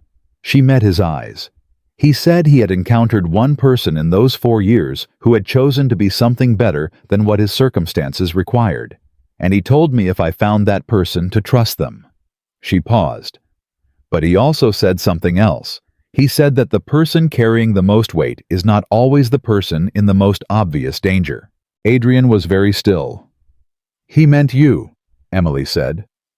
"Emily." "He knew," she said. "He knew that holding that information for an unknown number of years in your position was its own kind of danger. He knew what it cost you to protect something that you couldn't use and couldn't share and couldn't put down." She looked at him directly. "He knew that, and he asked you to do it anyway, and you said yes." The room was completely quiet. One of the men by the door had turned his head slightly away, giving them the privacy of not being directly observed. "Why did you say yes?" Emily said. Adrian held her gaze for a moment. "Because he asked me," he said, "and because of what he said after he asked." A pause. "He said he was not asking me to hold evidence. He was asking me to hold a promise that his daughters would be all right." Another pause. "I had not been asked to hold something like that before. I was not sure I knew how, but I was not willing to say no." Emily felt something move through her that she did not name. She was very good at not naming things. She was also beginning to understand that being very good at not naming things was not always the same as being right. "My father had good judgment," she said. "I believe he did," Adrian said. "He judged you correctly." Adrian looked at her steadily. "That," he said, "is the kindest thing anyone has said to me in a very long time." Maya's voice came from 2 feet away. "Are we going to the Dirksen building or not?" she said. Practical, grounding, entirely herself. Emily almost laughed. Almost. "Yes," she said. She stood. She picked up the canvas bag. The notebook went in. The original drive. The letter in its envelope. "We are going to the Dirksen building." She looked at Adrian. "Are you coming?" He picked up his jacket from the chair. "Yes," he said. "Good." They moved toward the door, and then one of Adrian's men, the one who had been managing communications throughout the morning, said sharply from across the room, "Adrian!" One word. The quality of it stopped everyone. Adrian turned. The man was holding a phone. His face had the expression of someone who has just received information and is in the single second between receiving it and delivering it. "Harmon didn't sign the order," the man said. Adrian frowned. "Why not?" "Because someone else signed it first." A pause. "There is a second order. From the U.S. District Court in the Northern District of Indiana, filed 40 minutes ago." He looked at the phone. "Someone moved to seal all evidence related to the Salinas network under an expanded national security provision." Emily felt the cold come back. "Indiana," she said. "That's a different circuit." "Different circuit." Adrian confirmed, his voice doing the thing where it stayed level while something moved underneath it. "Which means it is not Harmon's reach." "Then whose is it?" The man with the phone looked at both of them. "The filing is from a law firm we have not seen before," he said. "But the partner of record?" He stopped. He looked at Adrian specifically. "The partner of record is a man named Marcus Webb." Adrian went very still. Emily looked at him. "Who is Marcus Webb?" she said. Adrian's expression had moved somewhere she had not seen it go before. Not alarm. Something deeper than alarm. The expression of someone recalibrating an entire landscape based on a single new piece of information. "Marcus Webb," Adrian said carefully, "is the attorney who represented Victor Salinas for 22 years. Silence. "Salinas is dead," Emily said. "Yes. Webb is still working." "Apparently," Adrian said, "which means the network did not die with Salinas." "No," Adrian said, "it did not. And Webb knew about the documents. He must have known for longer than we realized. Which means whoever Webb is working for now knew about them." "Yes." Emily looked at Adrian.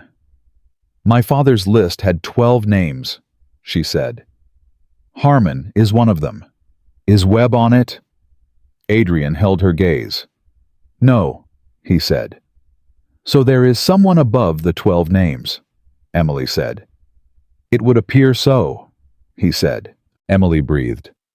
She looked at the canvas bag in her hand. She thought about her father, about a man who had spent 4 years documenting everything he could see from inside the structure, about 112 pages, about 12 names. She thought about what you could not see from inside. "Vasquez needs to know about Webb before we get there," Emily said. "Yes." "Call her."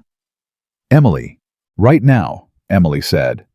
"Because if there is a layer above the 12 names she has been building toward for 7 years, she needs 30 minutes to adjust her approach before we walk in and hand her everything." She picked up her bag. "And we are still walking in. We are still handing her everything. But she needs to know what she is actually dealing with." Adrian looked at her for one beat. Then he made the call. Emily stood in the middle of the room and felt the weight of the morning settling into its true shape. Not the shape she had thought it was an hour ago, not the clean line from evidence to prosecutor to justice she had seen when she read her father's final word. Finish it. He had known there was more than 12 names. She was certain of it now. He had documented what he could reach. He had left the rest for the person who came after him. She thought about the things her father had been afraid to put in writing. The things that were not in the notebook. The things that were not on the drive. The things he had carried in his head alone, because even the most meticulous man in the world understood that some information was too dangerous to commit to paper. And he was gone. And the information was gone with him. Except. Emily thought about the letter. She thought about the final page. There had been a line near the end that she had read twice but not fully processed, because at the time she had still been absorbing the earlier parts. a line that had seemed at the time like a personal sentiment. She pulled the letter from her bag. She found the line. She read it again. It said, "I taught you to keep things safe by keeping them where only you would look. Remember the summers in Evanston. Remember what we kept behind the clock on the mantel." Emily stopped, her father's voice in her head, clear as the recording she had just heard. His actual voice from her actual memory, not from a tape. From a summer she was 9 years old, and they had rented a house in Evanston, and he had shown her where he kept his spare house key and his emergency cash, and he had said, "Emily, this is ours. This is where the important things go between us. Behind the clock on the mantel." She looked up. "There's more," she said. Adrian had just ended the call with Vasquez. He looked at her. "What?" he said. Emily held the letter. "My father didn't put everything on the drive," she said. "He left something else." She looked at Adrian and said the words that changed the shape of the morning one more time. "And I know where it is." Nobody moved for 3 seconds. Then Adrian said, "Where?" Not a question. A word stripped to its function. "Evanston," Emily said. "We rented a house there the summer I was 9. My father showed me where he kept important things. He called it our hiding place." She looked at the letter in her hand. He wrote it in the letter. He said, "Remember what we kept behind the clock on the mantel." That house. "My aunt bought it," Emily said. "My father's sister. She bought it from the rental company the following year because she loved the neighborhood. She has lived there ever since." She was already reaching for her phone. She is 71 years old and she still has the same mantel with the same clock. Adrian was already moving. "How long to get to Evanston from here?" 22 minutes without traffic," Emily said. 32 with. "It is 7:59 in the morning," Adrian said. "We have our meeting with Vasquez at 10. We have exactly enough time," Emily said. "If we go now." Adrian looked at her for one beat and then turned to the man who managed communications. "Tell Vasquez we will be 20 minutes late. Give her no reason. Tell her we will explain when we arrive."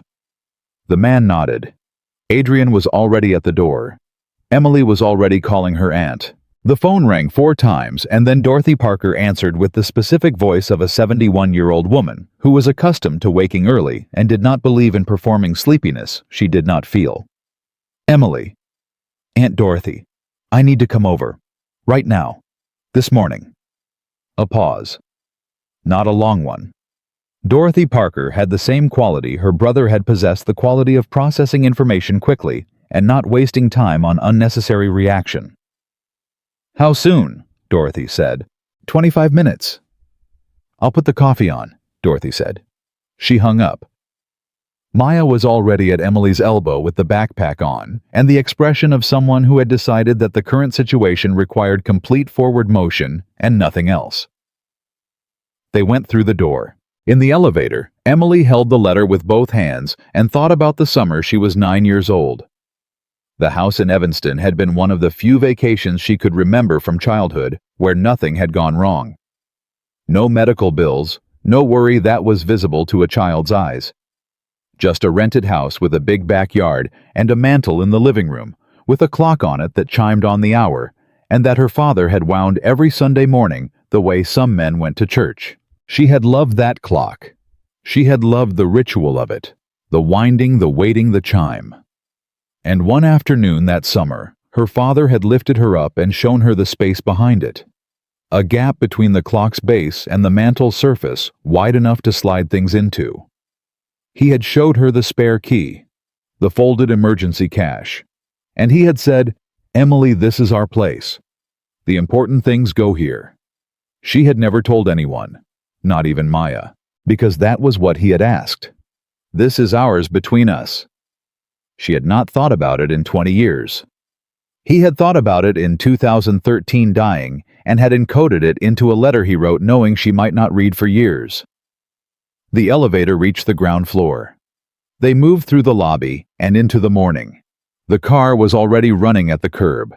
They got in and the city started moving past them again, and Emily did not count the minutes this time, because counting implied she was not certain of them, and she needed to be certain.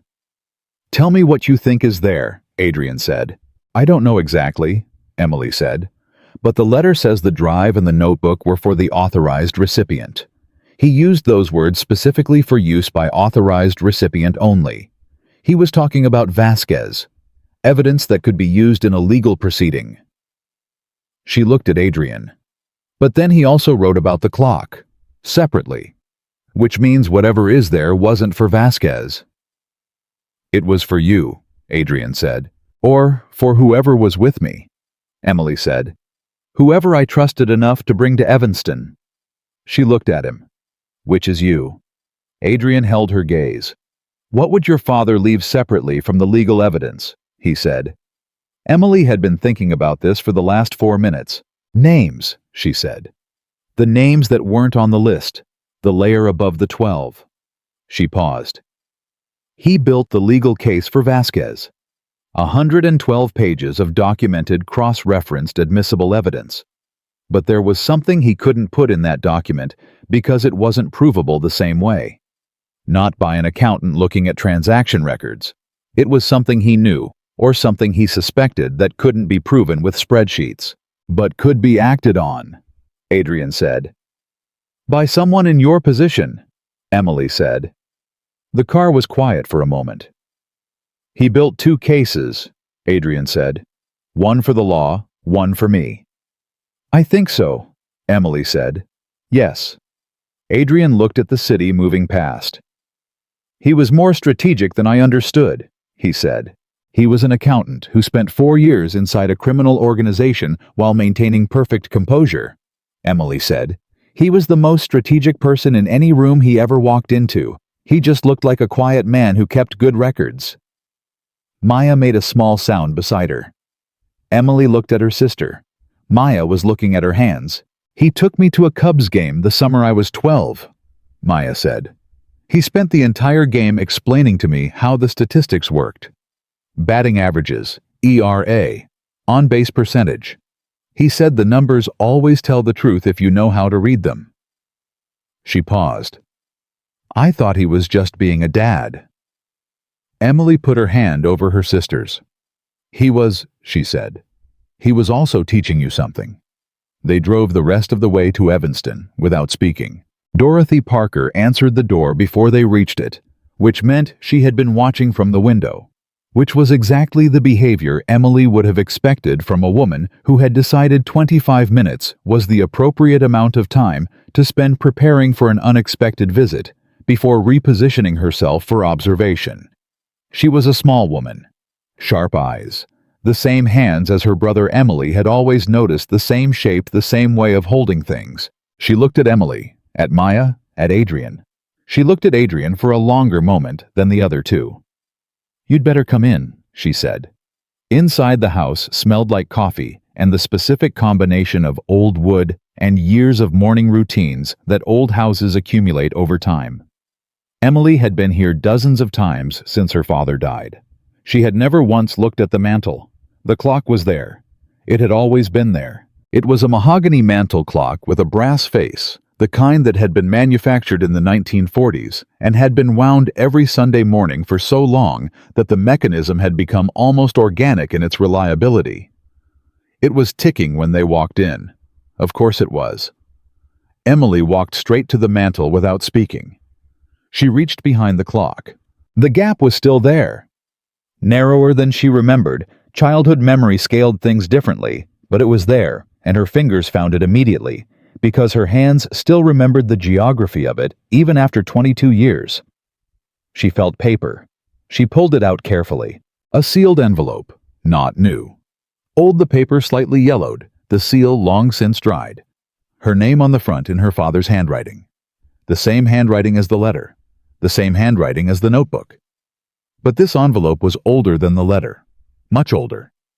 She turned it over and found a date written in pencil on the back flap, the way her father always dated things he wanted to track. August 2013, the same month he died.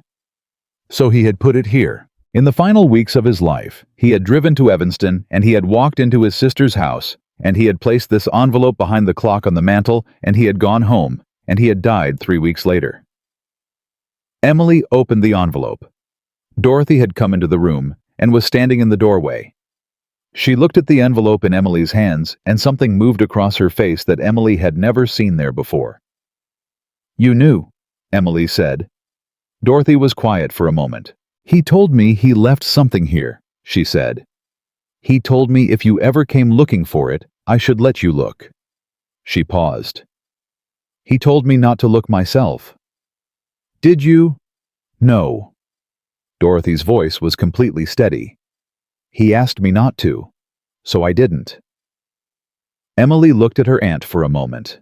Then she looked back at the envelope. Inside was a single folded sheet of paper, and behind it, folded again, a second document. The first sheet was a letter, 5 paragraphs, her father's handwriting. She read it standing at the mantel because she could not make herself step away from the place where he had stood. It said, "By the time you read this, you will have found the drive. You will have found the notebook. You will have done what those documents require. But there is something those documents cannot say, because I cannot prove it the way a court requires proof. I can only tell you what I know. I am going to write it here because I know this place is ours, and I know you will not come here until you are ready, and I know that when you come, you will bring someone capable of doing something with what I am about to write." The second paragraph said, "The 12 names in the notebook are the visible structure. They are the people who took money. They are provable. But they are not the top. At the top there is one name I was never able to document because this person never took money. He gave it. He architected the flow. He is the reason the structure has survived every investigation for 20 years, because he is not inside the structure in any way that leaves a paper trail. He advises. He shapes. He uses legitimate channels for illegitimate purposes and never touches the mechanism directly." The third paragraph said, "His name is Franklin Gear." Emily read the name twice. She looked up at Adrian. Adrian's expression did something she had not seen it do before. Not the flicker, not the barely visible, something that went all the way through. "You know that name," Emily said. "Yes," Adrian said. His voice was different. "Tell me," Emily said. "Franklin Gear," Adrian said slowly, "is a philanthropist. He funds 3 hospital systems in Chicago. He has given $60 million to the university system over the past decade. He sits on the board of 4 major financial institutions. He is known publicly as one of the most civic-minded individuals in Illinois history." He stopped. "He was also at my table last Thursday night. We had dinner." He shook my hand. The room was extremely quiet. Emily looked at the letter, then at Adrian. "He was having dinners with you while Cross was being sent after me," she said. "Apparently," Adrian said. And for the first time she heard something in his voice that was not control. Something thin and sharp underneath the control, like a blade you don't see until the light hits it. "He was at my table while his people were following you through 6 blocks of my city." "He used you," Emily said. "Not as an accusation, as a fact." "He used the fact that I was occupied," Adrian said. "Yes," Maya said from across the room. "Is he on my dad's list?" "No," Emily said. "He's above it." "Can Vasquez get him?" Emily looked at the second document still folded in her hand. She unfolded it. It was a photocopy of a handwritten document. Old paper. The handwriting was not her father's. She read the heading. She read the first 3 lines. She looked up. "What is that?" Adrian said. Emily held it out. He came to her and took it and read. He read the entire page. He set it down. "Your father," he said, "obtained a handwritten memo from Franklin Gear to Victor Salinas, dated November 2008, in which Gear instructs Salinas on the specific mechanism for routing payment to Judge Richard Harmon. In Gear's own handwriting, signed." "He couldn't include it in the legal record," Emily said, "because he couldn't document the chain of custody for how he obtained it. It would have been challenged immediately. But Vasquez doesn't need to introduce it as evidence in court," Adrian said. "She needs it to identify who she is building toward. She can develop independent evidence of Gear now that she knows where to look. And you, Emily said. Adrian looked at her. My father left the photocopy here, Emily said. Not on the drive, not in the notebook. Here. Because he needed someone who operates outside the legal system to know about Gear. Someone who could take action that Vasquez could not. I am not going to hurt him, Adrian said immediately. I know that, Emily said. That is not what I mean. She held his gaze. But you have resources Vasquez does not. You can find the independent evidence she needs. You can access things she cannot access through legitimate channels. You can... She stopped, started again. You can finish what the law cannot reach alone. The room held that for a moment. Dorothy Parker was still in the doorway. She had been listening to all of it with the same stillness her brother had carried, the same quality of absorbing information without performing a response to it. Robert always said, Dorothy said quietly, that the problem with justice was that it moved in a straight line. He said the people who avoided it were the ones who didn't. Everyone looked at her. He said that, Emily said, at dinner, about 2 weeks before he died. Dorothy looked at her niece steadily. He also said he had made peace with the fact that he couldn't finish it himself. He said he had put everything in the right hands and the rest was not his to control. She paused. He seemed at peace. I didn't understand why at the time. Emily understood now. Her father had spent 4 years building something. He had placed each piece in the correct position. He had calculated not just what he could do, but what others would be able to do after him. He had trusted a prosecutor he had never met. He had trusted a man in a complicated world. He had trusted his daughter to open a box she had kept closed for 8 years and to know when she finally opened it exactly what to do. He had made peace with it, because he had done his part. We need to go, Emily said. She folded the letter and the photocopy back into the envelope. She put the envelope in her canvas bag. She looked at Dorothy. He thought of everything, Emily said. He thought of you, keeping this house, keeping the clock, not looking. Dorothy's expression held something Emily recognized from the mirror. The expression of someone who is not going to cry because they decided a long time ago that tears had their time, and this was not it.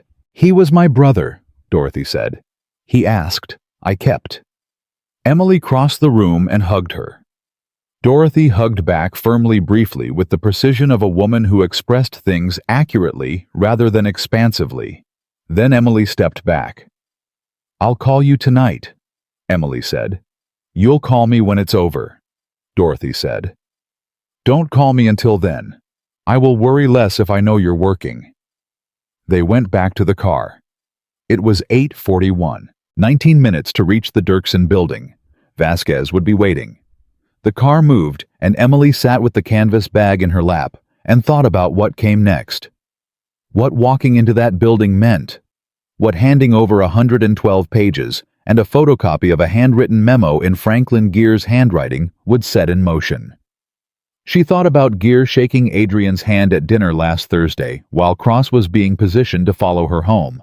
She thought about the specific arrogance of that. The specific confidence of a man who had operated without consequence for 20 years and had come to mistake longevity for invulnerability. Gear came to dinner with you, Emily said. Adrian was looking at his phone. Yes. That wasn't coincidence. No, he said. His voice had recovered its surface, but the thing underneath was still there. He came to assess whether I was becoming aware of the movement against you. He sat across from me for 3 hours and ate my food and told me about his foundation's new pediatric wing. A pause. He was monitoring me. And now you know. Yes. What are you going to do with that? Adrian looked up from the phone. Gear has 3 shell companies that route charitable donations through a financial management firm in Wilmington, Delaware, he said. The firm is legitimate. The routing mechanism is not. I became aware of those companies 18 months ago in an unrelated context and did not have reason at the time to connect them to the Salinas network. He looked at her. I am now connecting them. Can you document it in a way Vasquez can use? I can document it in a way my own attorney can verify and transmit to Vasquez through channels that are legally clean, he said. It will take 48 hours. 48 hours from now, Emily said. Vasquez will have had the drive and the notebook for 39 hours. She will be moving. Yes. So the gear documentation arrives while she is already in motion. Yes, it gives her the next direction. He paused. Your father designed it this way. One layer for the law to open the door, a second layer to show what was behind it. Emily thought about her father. About a man who had planned this the way he planned everything, not just the immediate step, but the step after the step after the step. An accountant's mind, always looking at the next column. There's something I need to say, Emily said. Adrian looked at her.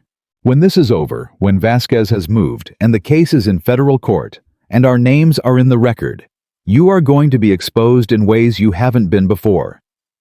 People will know you were the person holding the information.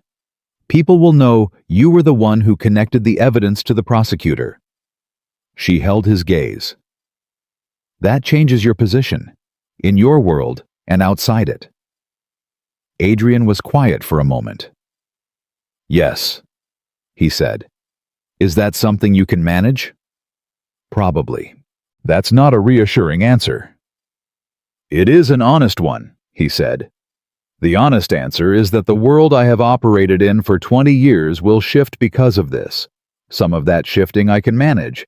Some of it I cannot predict. He looked at her steadily. But I knew that was the potential cost when your father asked me 17 years ago. I accepted it then. I accept it now. Emily looked at him. You've been waiting for this to happen for 17 years, she said. I have been waiting for someone to make it possible, he said, which is different. Someone being my father. Your father started it, he said. You are finishing it. Maya leaned forward from Emily's side. She always finishes things, Maya said. The tone was dry and affectionate and entirely sisterly. It's annoying when you're on the other side of it, but very useful in a situation like this. Emily looked at her sister. Thank you for that, she said. I'm being supportive, Maya said. This is what support looks like from me. For a moment, just a moment, something close to normal passed through the car. The ordinary warmth of two people who had grown up together and knew each other well enough to be exact with each other, even in the middle of something large and heavy. Then the car stopped. The Dirksen Federal Building was ahead of them. Emily looked at it. The side entrance on Adams was where they were supposed to go. She could already see a figure near the door, someone waiting positioned to meet them. If we walk in there, Emily said, it is done. We hand over everything. We give our statements. And then we trust that a system my father did not trust with his own case is capable of doing what he built these documents for.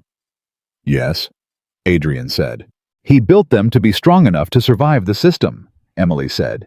He authenticated them in advance. He anticipated every challenge. He spent 4 years making it bulletproof because he knew it had to travel through a system that had failed before. He did, Emily breathed. Then we go in, she said.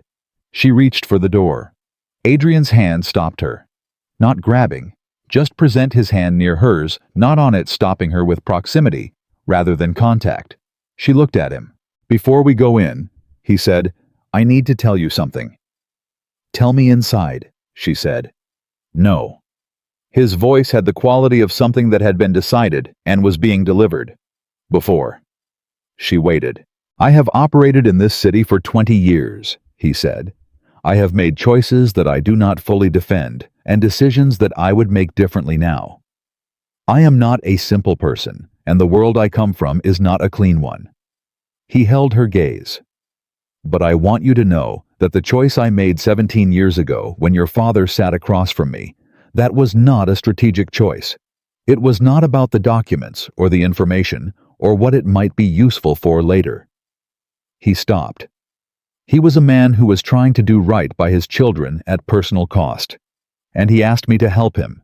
That is the thing I agreed to, not the evidence, not the case, the man trying to protect his daughters. Emily looked at him. She looked at him for a long moment. "He would have liked you," she said. "The way he actually was not the way he appeared. He would have recognized you." "I think he did," Adrian said quietly. "That was why he came to me." She opened the car door. They walked toward the Adams Street entrance. The figure waiting there was a young woman in a gray blazer who introduced herself as Vasquez's assistant and asked for their names with the focused efficiency of someone who had been briefed on the importance of moving quickly.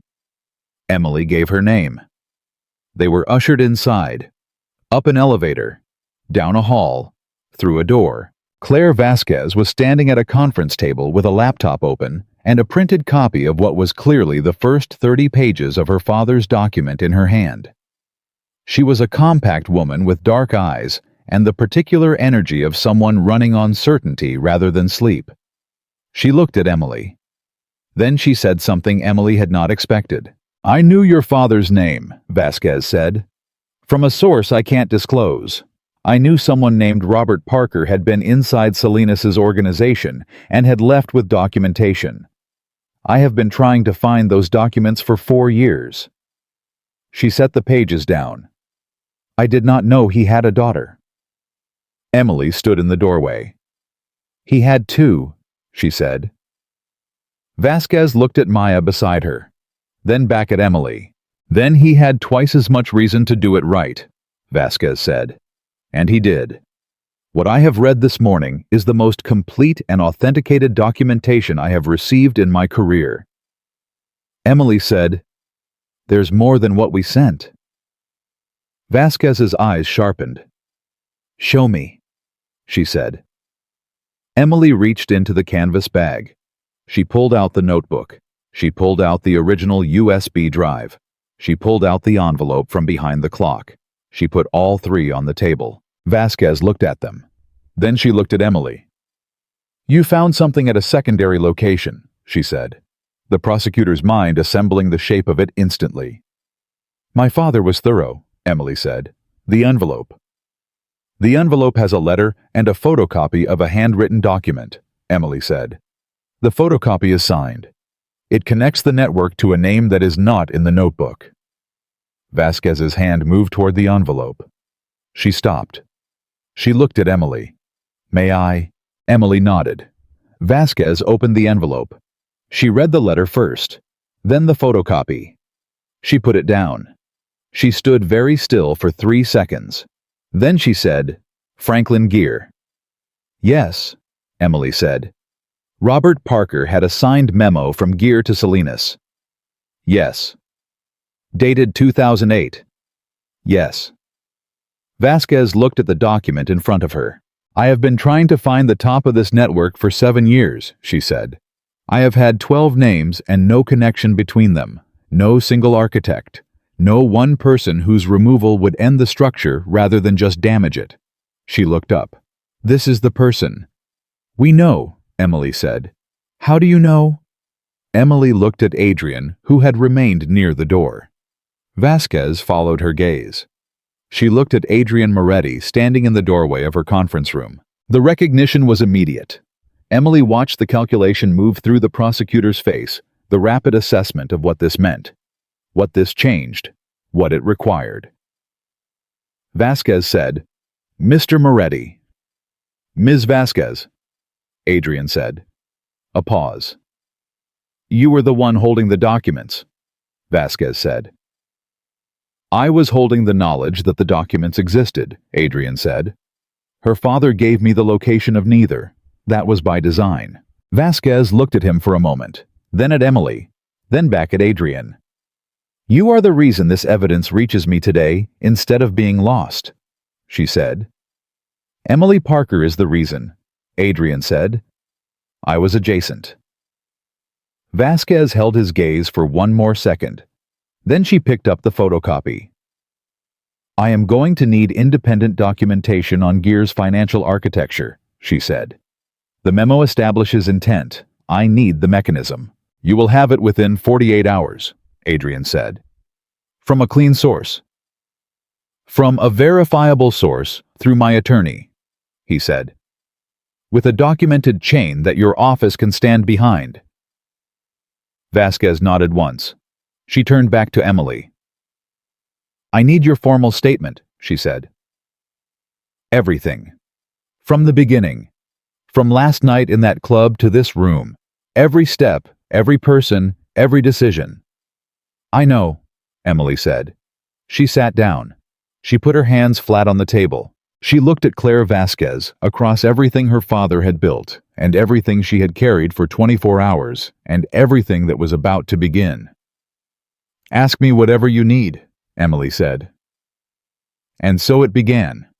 The formal process, the statement, the questions that Vasquez asked with the precision of someone who had been waiting 7 years to ask them and was not going to waste a single one.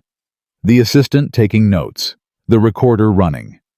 Emily answered everything. She answered about the restaurant and the 6 blocks and the club and Adrian's name and the box under her bed and the notebook and the drive and the letter and Evanston and the clock and the envelope and the memo. She answered about her father. She told them about an accountant who had taken a wrong door and spent the rest of his life trying to be the person who showed the way back out. She told them about the birthday card in the manila envelope labeled important. About the reading glasses with the tape on the hinge. About the watch with the cracked crystal that he always meant to fix. She told them about a summer in Evanston and a clock on a mantle and a 9-year-old girl who was told that this was where the important things went between us. She told them that her father had been right. It had always been between them. She had just needed to become the person who could do something with it. Vasquez listened to everything. At the end, she looked at Emily for a long moment.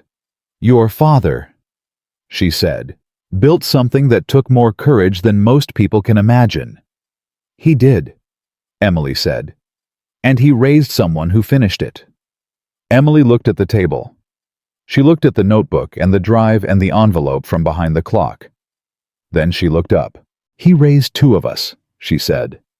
She looked at Maya. Maya, who had been sitting beside her through the entire statement, quiet and present and paying attention to every word. Maya looked back at her and smiled. Emily turned back to Vasquez. What happens now? She said. Now, Vasquez said, I go to work. Vasquez went to work. Those 4 words covered everything that happened in the next 48 hours, and they did not begin to cover any of it. Emily gave her formal statement on Tuesday morning. By Tuesday afternoon, Vasquez had convened a sealed grand jury, proceeding in the Northern District of Indiana, the circuit she had identified years ago as the one Harmon could not touch. By Tuesday evening, the first subpoenas had been issued. By Wednesday morning, Emily's phone had stopped ringing because Vasquez's office had issued a formal instruction to all parties that contact with Emily Parker was to be routed through federal counsel only. Emily had federal counsel now. That was a sentence she had never expected to apply to her life. She was still processing it when Adrian's documentation arrived at Vasquez's office on Wednesday afternoon, 47 hours after he had promised it 3 hours inside his own deadline. 14 pages. Clean source. Verified chain. Franklin Gear's 3 shell companies, the routing mechanism through the Wilmington firm, the financial trail that connected the charitable giving to the payment infrastructure Harmon had relied on for 2 decades. Vasquez called Emily at 6:15 Wednesday evening. The Gear documentation is what I needed, she said. We have the mechanism. We have the memo. We have 112 pages of authenticated evidence from inside the operation. A pause. We have everything. What happens to him? Emily said. She meant Gear. She did not need to specify. That is going to take time, Vasquez said. I want to be honest with you about that. Men like Gear have resources I have to work around, not through. This will not be fast. How long? 18 months to 2 years before we are ready to move against him specifically. The others move faster. Cross is already cooperating. Harmon's attorney contacted my office this morning. Vasquez paused. When the biggest fish start swimming toward shore on their own, it means the water around them has gotten very cold. Emily stood in her apartment. Her actual apartment, not a room above a club, not a federal building, not her aunt's house in Evanston, and held the phone and listened to Claire Vasquez explain how 20 years of protected criminality was beginning slowly and irreversibly to come apart. "Your father's name," Vasquez said. "I want to discuss with you how it appears in the public record." "What are the options?" "The documentation he created will be entered as evidence under his name. That cannot be avoided. The authenticity of the record depends in part on the documented identity of the person who created it. Robert Parker will be named in the federal proceedings." "He should be named," Emily said. "He built it. It should carry his name." A pause. "You're certain?" "He spent 4 years building something true," Emily said. "He deserves to have it carry his name." "Then it will," Vasquez said. "I'll be in touch." The call ended. Emily put her phone down. Maya was at the kitchen table doing homework with the specific focus of someone who had decided that the return to normal activity was its own form of courage. She had gone back to school that morning. She had texted Emily twice from the hallway between classes, not about the case, not about Gear or Harmon or federal proceedings. Once about a history assignment. Once about whether they had any peanut butter left. Emily had gone to the store. They had peanut butter now. She sat across from Maya. "Vasquez called," she said. Maya looked up. "And it's moving. Harmon's attorney already reached out. Cross is cooperating." "What about Gear?" 18 months. Maybe 2 years.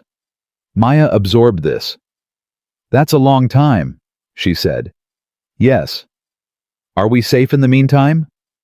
"Vasquez's office has a protective arrangement in place, and Adrian has—" Emily stopped.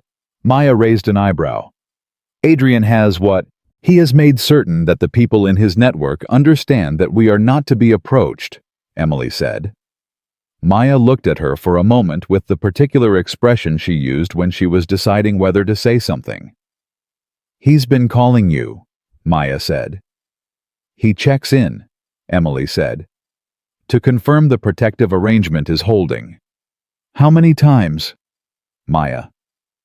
"I'm asking a factual question." "Twice a day," Emily said. "Morning and evening." Maya went back to her homework. She said. "That is not a complete sentence," Emily said. "It wasn't meant to be," Maya said. Emily looked at her sister. Then she stood and went to her bedroom and called Adrian. He answered on the second ring, which was how he always answered, and she had already stopped noticing that she had already noticed this. "Everything is in motion," she said. "Vasquez confirmed. Harmon's people are moving toward cooperation. Cross is already there." "I know," he said. "I received confirmation from my attorney 2 hours ago." "Then why didn't you call me?" A pause. "I was waiting for Vasquez to tell you herself," he said. It was her news to deliver. Emily sat on the edge of her bed. "The Gear timeline," she said. 18 months to 2 years. Vasquez was honest about it. "That is accurate," he said.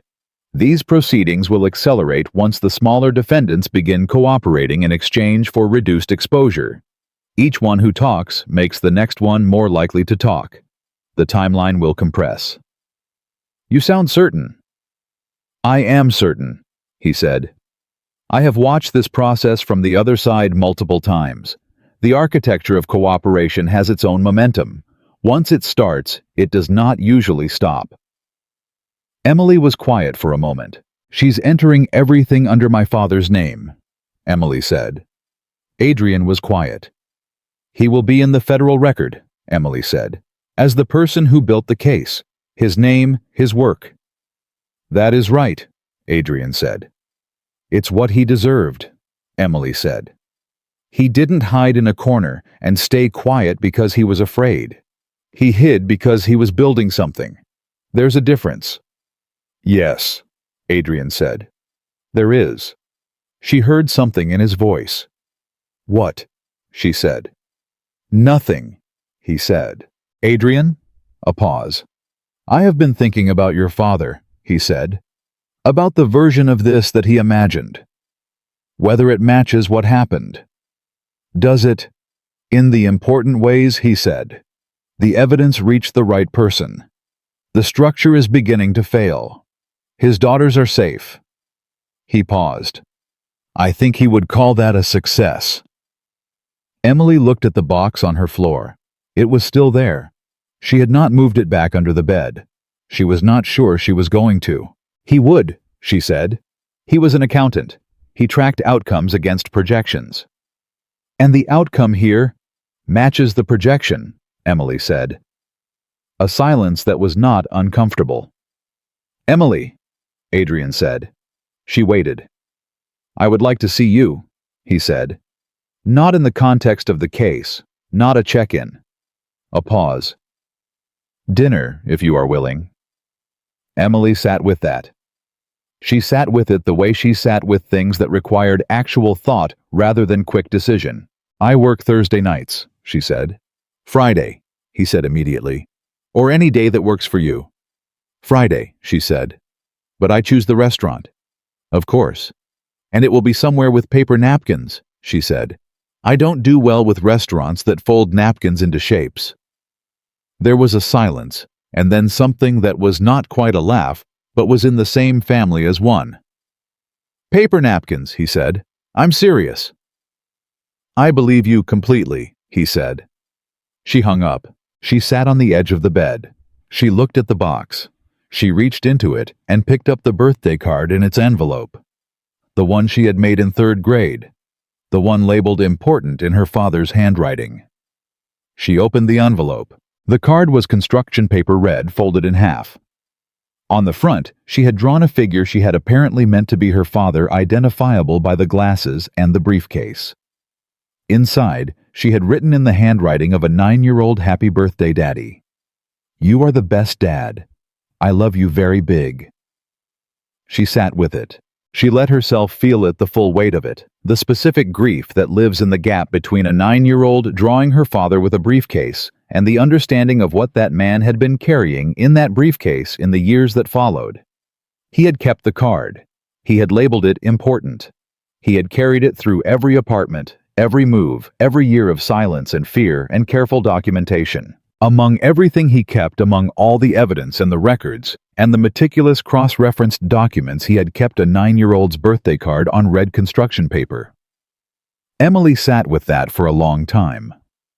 Then she put it back in the envelope. She put the envelope back in the box. She did not put the lid on. She left it open.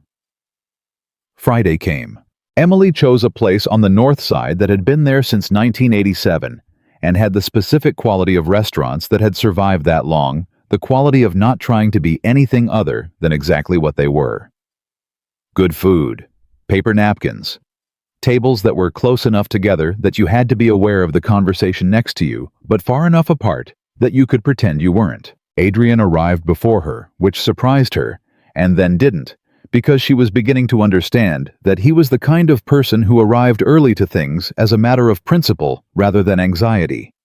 He was wearing a dark jacket and no tie, and he looked in the ordinary light of an ordinary restaurant more like a person and less like a presence than he had in every other context she had encountered him. She sat down across from him. The waiter came, and they ordered without discussing it, each of them looking at the menu and making a decision at the same time, which was also something she was beginning to notice about him. The absence of the kind of performative deliberation that people used in restaurants to suggest they were interesting. He ordered the same thing she had been considering. Neither of them mentioned it. Harmon submitted his cooperation agreement today, he said. Not as an opening, as information that had arrived and was being passed along. I know, Vasquez texted me. How do you feel about it? Emily looked at him. He gets reduced exposure in exchange for cooperating, she said. Which means a man who corrupted the federal judiciary for 20 years will serve less time than he deserves. Yes, Adrian said. And without his cooperation, the case against the others takes twice as long and reaches half as far. Also, yes. So the thing I don't like is necessary, Emily said. That's how I feel about it. The same way I feel about most things that are necessary but not satisfying. He looked at her. Most people spend a great deal of energy trying to make necessary things feel satisfying, he said. I know, It's a waste of time, and I've never had enough of it to waste." The food arrived. They ate. And the thing that happened over the course of that dinner was not dramatic. It was not a revelation or a confrontation or a moment that announced itself as significant. It was the accumulation of small things, the way he listened when she talked about Maya's college plans fully, without the half attention of someone constructing their own next response. The way he answered her questions about himself directly without performance or deflection, including the ones about his past that most people would have softened or redirected. The way he corrected her once mildly when she mischaracterized something about the case and did not apologize for the correction. She respected the correction more than she would have respected the politeness of letting it go. "Can I ask you something?" she said. "Yes." "You have operated in this city for 20 years, she said. "In a world that requires a specific kind of insulation, from ordinary things, from ordinary people." She held his gaze. "Do you miss ordinary things?" He was quiet for a moment. Not the quiet of someone constructing an answer they want to give. The quiet of someone locating the honest one. "I miss the version of myself that believed ordinary things were available to me," he said. "I made decisions very young that closed certain doors. I made them knowing they were closing. I did not understand at the time the full cost of that." "What did you not understand?" "That the insulation works in both directions," he said. "It keeps certain things out. It also keeps certain things from getting in." Emily looked at him. "And now," she said. He held her gaze. "Now, I am sitting in the restaurant with paper napkins," he said, having dinner with a woman who ran toward the most dangerous room in Chicago because running toward dangerous things was more survivable than the alternative. He paused. "And I am aware that some doors may not be as closed as I believed." The restaurant moved around them tables, filling conversations at the edges of audibility, the ordinary noise of ordinary people eating dinner on a Friday night. Emily Parker, who had spent 8 years carrying something that was never hers to carry. Alone, sat across from a man who had spent 17 years holding a promise he had made to a dead man, and let herself feel the specific warmth of a moment that was not about survival. Just a moment. Just this. "Paper napkins," she said. "Yes," he said. "You didn't complain about the paper napkins." "I told you I wouldn't," he said. "Most people would have steered toward somewhere with cloth napkins." "I am not most people," he said. "No," Emily said. "You're really not." 3 weeks after the dinner, Franklin Gear's attorneys filed a preemptive civil motion to have the Vasquez investigation reviewed for procedural irregularities. It was the move of a man who had been protected for so long that his first instinct when threatened was still legal maneuvering rather than genuine alarm. Vasquez called Emily the morning the motion was filed. "He's going to fight it," Vasquez said. "Of course he is," Emily said. "His attorneys are excellent. This will create delays." "How long?" "Additional 6 months before we can move against him directly," Vasquez said. "I want you to be prepared for that." "I am prepared for that," Emily said. "And I want you to know that the motion changes nothing about the underlying case. The evidence is authenticated. The grand jury proceedings are sealed. He cannot challenge what he cannot see. He can slow it down. Yes, he cannot stop it." Emily stood in her kitchen with her coffee and thought about Franklin Gear filing legal motions. About a man who had given $60 million to hospitals and sat on the boards of financial institutions and had shaken Adrian's hand at dinner and then sent a man to follow a waitress home in the dark. She thought about the kind of confidence that required. The absolute belief in permanent immunity. She thought about her father understanding that confidence and deciding to dismantle it from the inside meticulously over 4 years in his shirt pocket notebook that cost $2 at a drugstore. "Let him fight it," Emily said. "That's my intention," Vasquez said. "And when he's done fighting it, what he's fighting will still be there." "Yes," Vasquez said. "It will." The call ended. Emily finished her coffee. She called Adrian. He answered on the second ring. "Gear filed," she said. "I know, my attorney called me 40 minutes ago." Vasquez says 6 more months. Vasquez is being conservative. It may be 4. A pause. His attorneys filed in the Southern District, which is less friendly to this kind of motion than he apparently calculated. He is discovering that the insulation he believed he had is thinner than he thought. Emily sat down. He thought he was untouchable, she said. He thought the system was his, Adrian said. He forgot that systems require people to maintain them. And once the people who maintain a system are facing federal charges, the system stops maintaining itself. He had 20 years, Emily said. And your father spent 4 of those 20 years building the thing that ended them, Adrian said. The ratio is not in Gear's favor. Emily looked at the box. It was still open on the floor of her bedroom. She had been living with it open for 3 weeks. She was getting used to it. There's something I've been thinking about, she said. Tell me. My father chose to document, rather than just leave, she said. He could have taken Maya's medical bills and walked away. He could have stayed inside and stayed quiet and kept collecting the salary. He had options that didn't involve 4 years of careful documentation and a USB drive and a notebook and a letter. Yes, Adrian said. He chose the hardest one. Yes. Because he decided that the version of himself who walked away and stayed quiet was not the version he was willing to be. Yes, Adrian said. Emily looked at the box. I've been thinking about that choice, she said. About what it costs to be the person you decide to be instead of the easier person you could be. It costs a great deal, Adrian said. It cost him 4 years. Yes. And he made the choice anyway. Emily, Adrian said. She stopped. What are you working toward? He said. Not sharply. With the attention she had come to recognize genuine direct trying to understand, rather than to redirect. I'm working toward telling you that I think you made the same choice, she said.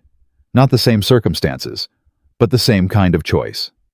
17 years ago, you decided to be the person who kept a promise to a dying man instead of the easier person who said no. Silence. And I am working toward telling you that I have been paying attention to the person you are when choices are in front of you, she said. Every choice you have made in the time I have known you has been the harder one. Emily. I am not finished, she said. He went quiet. I am a person who does not have the budget for things that are not real, she said.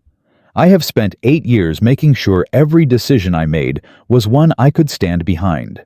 I did not have room for anything that wasn't solid. She paused.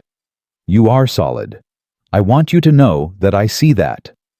The line held a silence that had weight to it. No one has said that to me, Adrian said. His voice was different, not changed entirely, but stripped of one layer of the surface. I know, Emily said. That's why I said it. Another pause. Dinner again, he said. When you're ready. I'm ready now, she said. But I work Saturday and Sunday. Monday, he said. Monday, she said. And I'm still choosing the restaurant. I expected nothing else, he said. She hung up. She sat in the quiet of her apartment. Maya was at school. The building was doing its morning thing, the specific sounds of other people's lives moving through floors and walls. Someone upstairs walking. The elevator doing its old machinery thing. The heat through the pipes. Emily looked at the box. She stood up. She crossed the room. She picked up the birthday card envelope. She picked up the photographs, her mother herself at graduation, Maya at 7, laughing at something. She picked up the reading glasses in their worn case. She picked up the watch.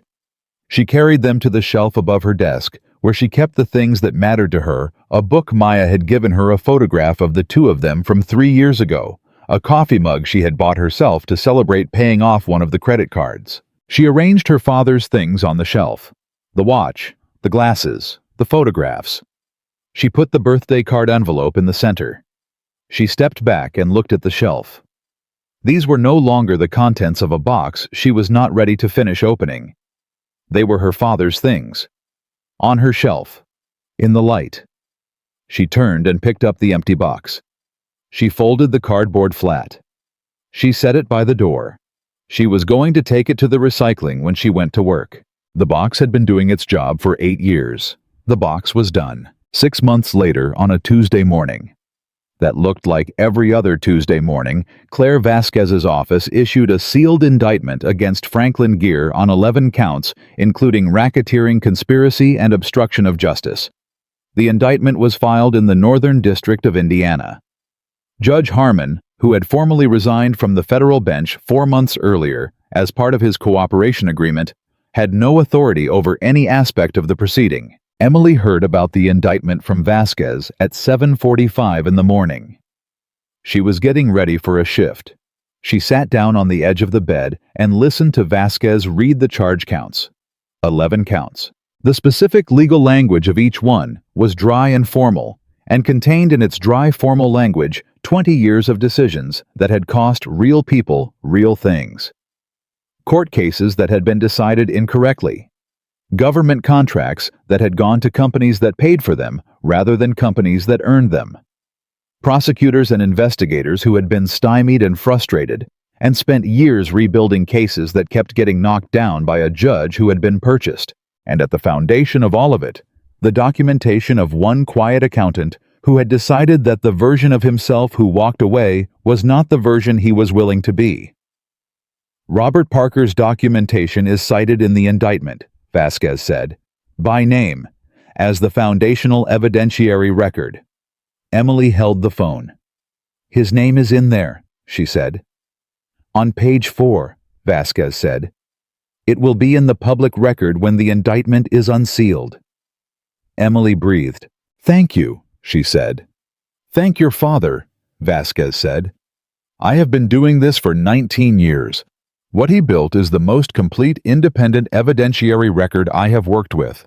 He had no legal training, no resources, no institutional support. He built it in the margins of a full-time job while raising 2 daughters and keeping his fear invisible. A pause. He was extraordinary. He was my father, Emily said. I know, Vasquez said. That's what I mean. Emily called Adrian. He answered on the second ring. The indictment came down, she said. I know. My attorney received confirmation 15 minutes ago. His name is on page 4, Emily said. My father's name. A pause. He would have been very precise about that, Adrian said. He would have wanted the documentation accurate. He always wanted the documentation accurate, Emily said. Yes. Emily stood at her window. The city outside was doing what it always did, moving, running, carrying its ordinary life through its ordinary morning without any awareness of what had just shifted in its legal infrastructure. 20 years of protected criminality beginning to be formally dismantled. Her father's name on page 4 of a federal indictment. A quiet man with a drugstore notebook and a $2 pen standing on the right side of the record. I'm going to be late for my shift, Emily said. Do you need... No, she said. I need to go to work.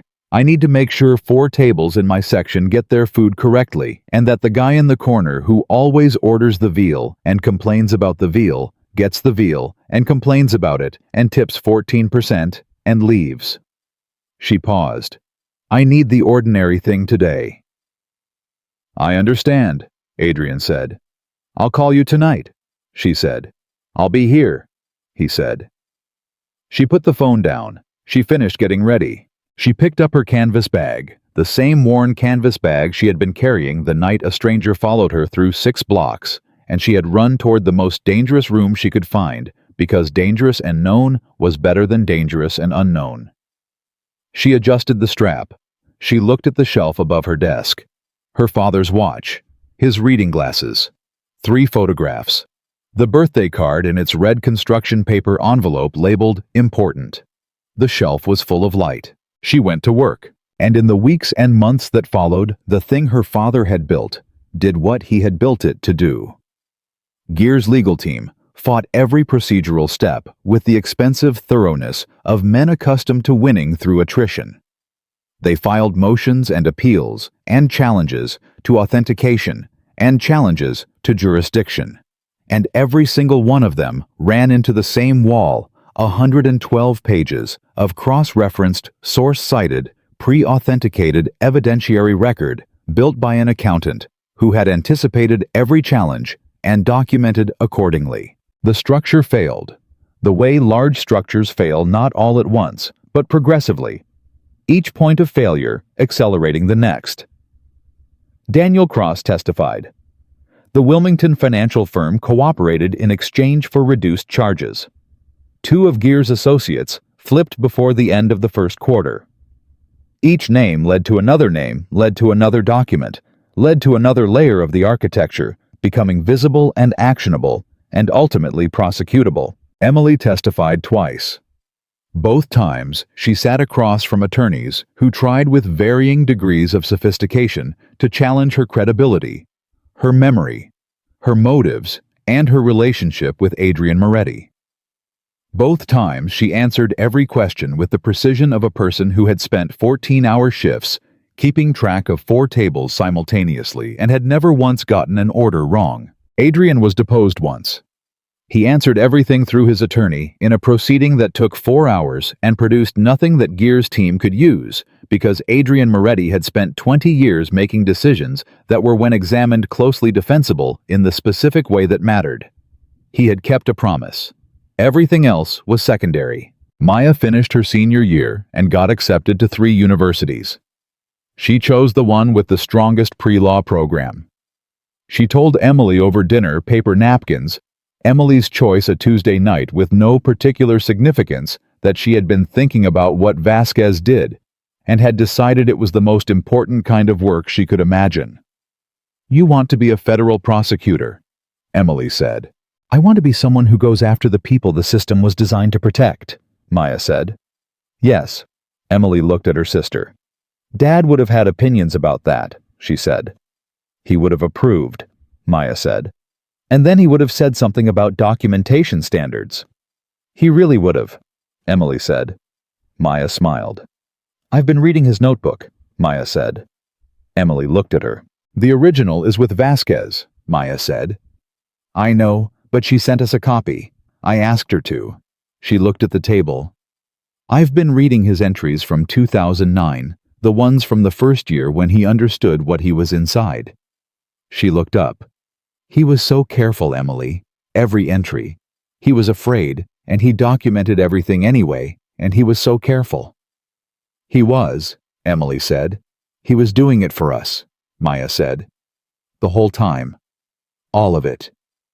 "Yes," Emily said. "I want to do something with that," Maya said. "I want the reason to be worth the cost." Emily looked at her sister, 17 years old, and sitting in a restaurant with paper napkins, deciding what kind of person she was going to be. Their father's daughter, both of them. "It's already worth it," Emily said. Maya looked at her. "How do you know?" "Because he made it worth it," Emily said. "He did the work. He built the thing. He put it in the right hands and trusted the right people, and the right people did the right things with it." She looked at her sister steadily. "He finished what he started. That's not nothing. That's everything." Maya was quiet for a moment. "And us," she said. "We finish what we start," Emily said. "That's what he taught us. That's what he was doing the whole time he was teaching us something else." The restaurant moved around them. Outside Chicago moved through its evening the way Chicago always did, without ceremony, without acknowledgement, without any particular awareness that somewhere in its federal court system, a case was moving through its proceedings that had been seeded by a quiet accountant with a drugstore notebook 13 years ago. Cities did not mark these things.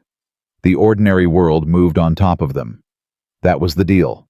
Emily understood the deal. She had always understood it. On the day Franklin Gear was convicted on 9 of 11 counts, Emily was at work. She found out between the lunch and dinner rush when Vasquez sent a single text message, "Verdict in. 9 counts. Sentencing in 60 days." Emily read it standing in the kitchen at Carmine's with a tray of water glasses in her hand. She set the tray down. She read it again. 9 counts. She thought about her father. About a July afternoon in 2009, when he had sat somewhere and understood what he was inside and had made a decision about what kind of person he was going to be and had started writing in a $2 notebook. She thought about the birthday card in its red envelope on her shelf at home. "I love you very big." "You okay?" Marcus behind the bar said. "Yes," Emily said. She picked up the tray. She went back to her section. She took 3 orders, delivered 2 plates, checked on the man in the corner who always complained about the veal, and then stepped outside for 4 minutes in the cold and called Adrian. He answered on the second ring. "9 counts," she said. "Yes," he said. "It's done," she said. "The sentencing." "I know, but it's done. The part that needed to be done is done." She stood in the cold with the city around her. "He can't hurt anyone else." "No," Adrian said. "He cannot." "My father." She stopped. She stood with it for a moment. "He did it," she said. "He built the thing that ended this. It took 13 years from the day he started writing it to the day a jury convicted the man at the top of the structure. But he did it." "Yes," Adrian said. His voice was quiet. "He did." Emily looked at the street, at the city going about its ordinary Tuesday, at the specific, unremarkable light of a November afternoon in Chicago that looked exactly like every other November afternoon, and was also permanently and irrevocably the day the thing her father built did what he built it to do. "I have to go back in," she said. "I have 4 tables." "I know," he said. "Dinner Friday," she said. "Yes?" he said. "My choice," she said. "Always," he said. She went back inside. She picked up her tray. She finished her shift. That evening, she went home to the apartment where Maya was cooking something that smelled like their father's recipe for pasta, the one he had made every Sunday, the one that took longer than it needed to, because he believed the patience was part of the recipe, and she put her canvas bag down by the door, and she sat at the kitchen table. She looked at the shelf above her desk. The watch, the glasses, the photographs, the birthday card in its red envelope. Her father's things in the light. She thought about a man who had carried something alone for 4 years, and then spent the rest of his life making sure it was in the right hands. She thought about what it meant to carry something and then put it down correctly. Not to abandon it, not to forget it. To put it down in the right place with the right people at the right time so it could do what it was built to do. She thought about a box under a bed that she had kept closed for 8 years because she was not ready. She thought about the moment she became ready. She thought about the people she had trusted and the people who had trusted her and the chain of that trust going back 13 years to a man in a shirt pocket notebook making a decision about who he was going to be. Maya came in from the kitchen with 2 bowls of pasta. She set one in front of Emily. She sat down. 9 counts, Maya said. 9 counts, Emily said.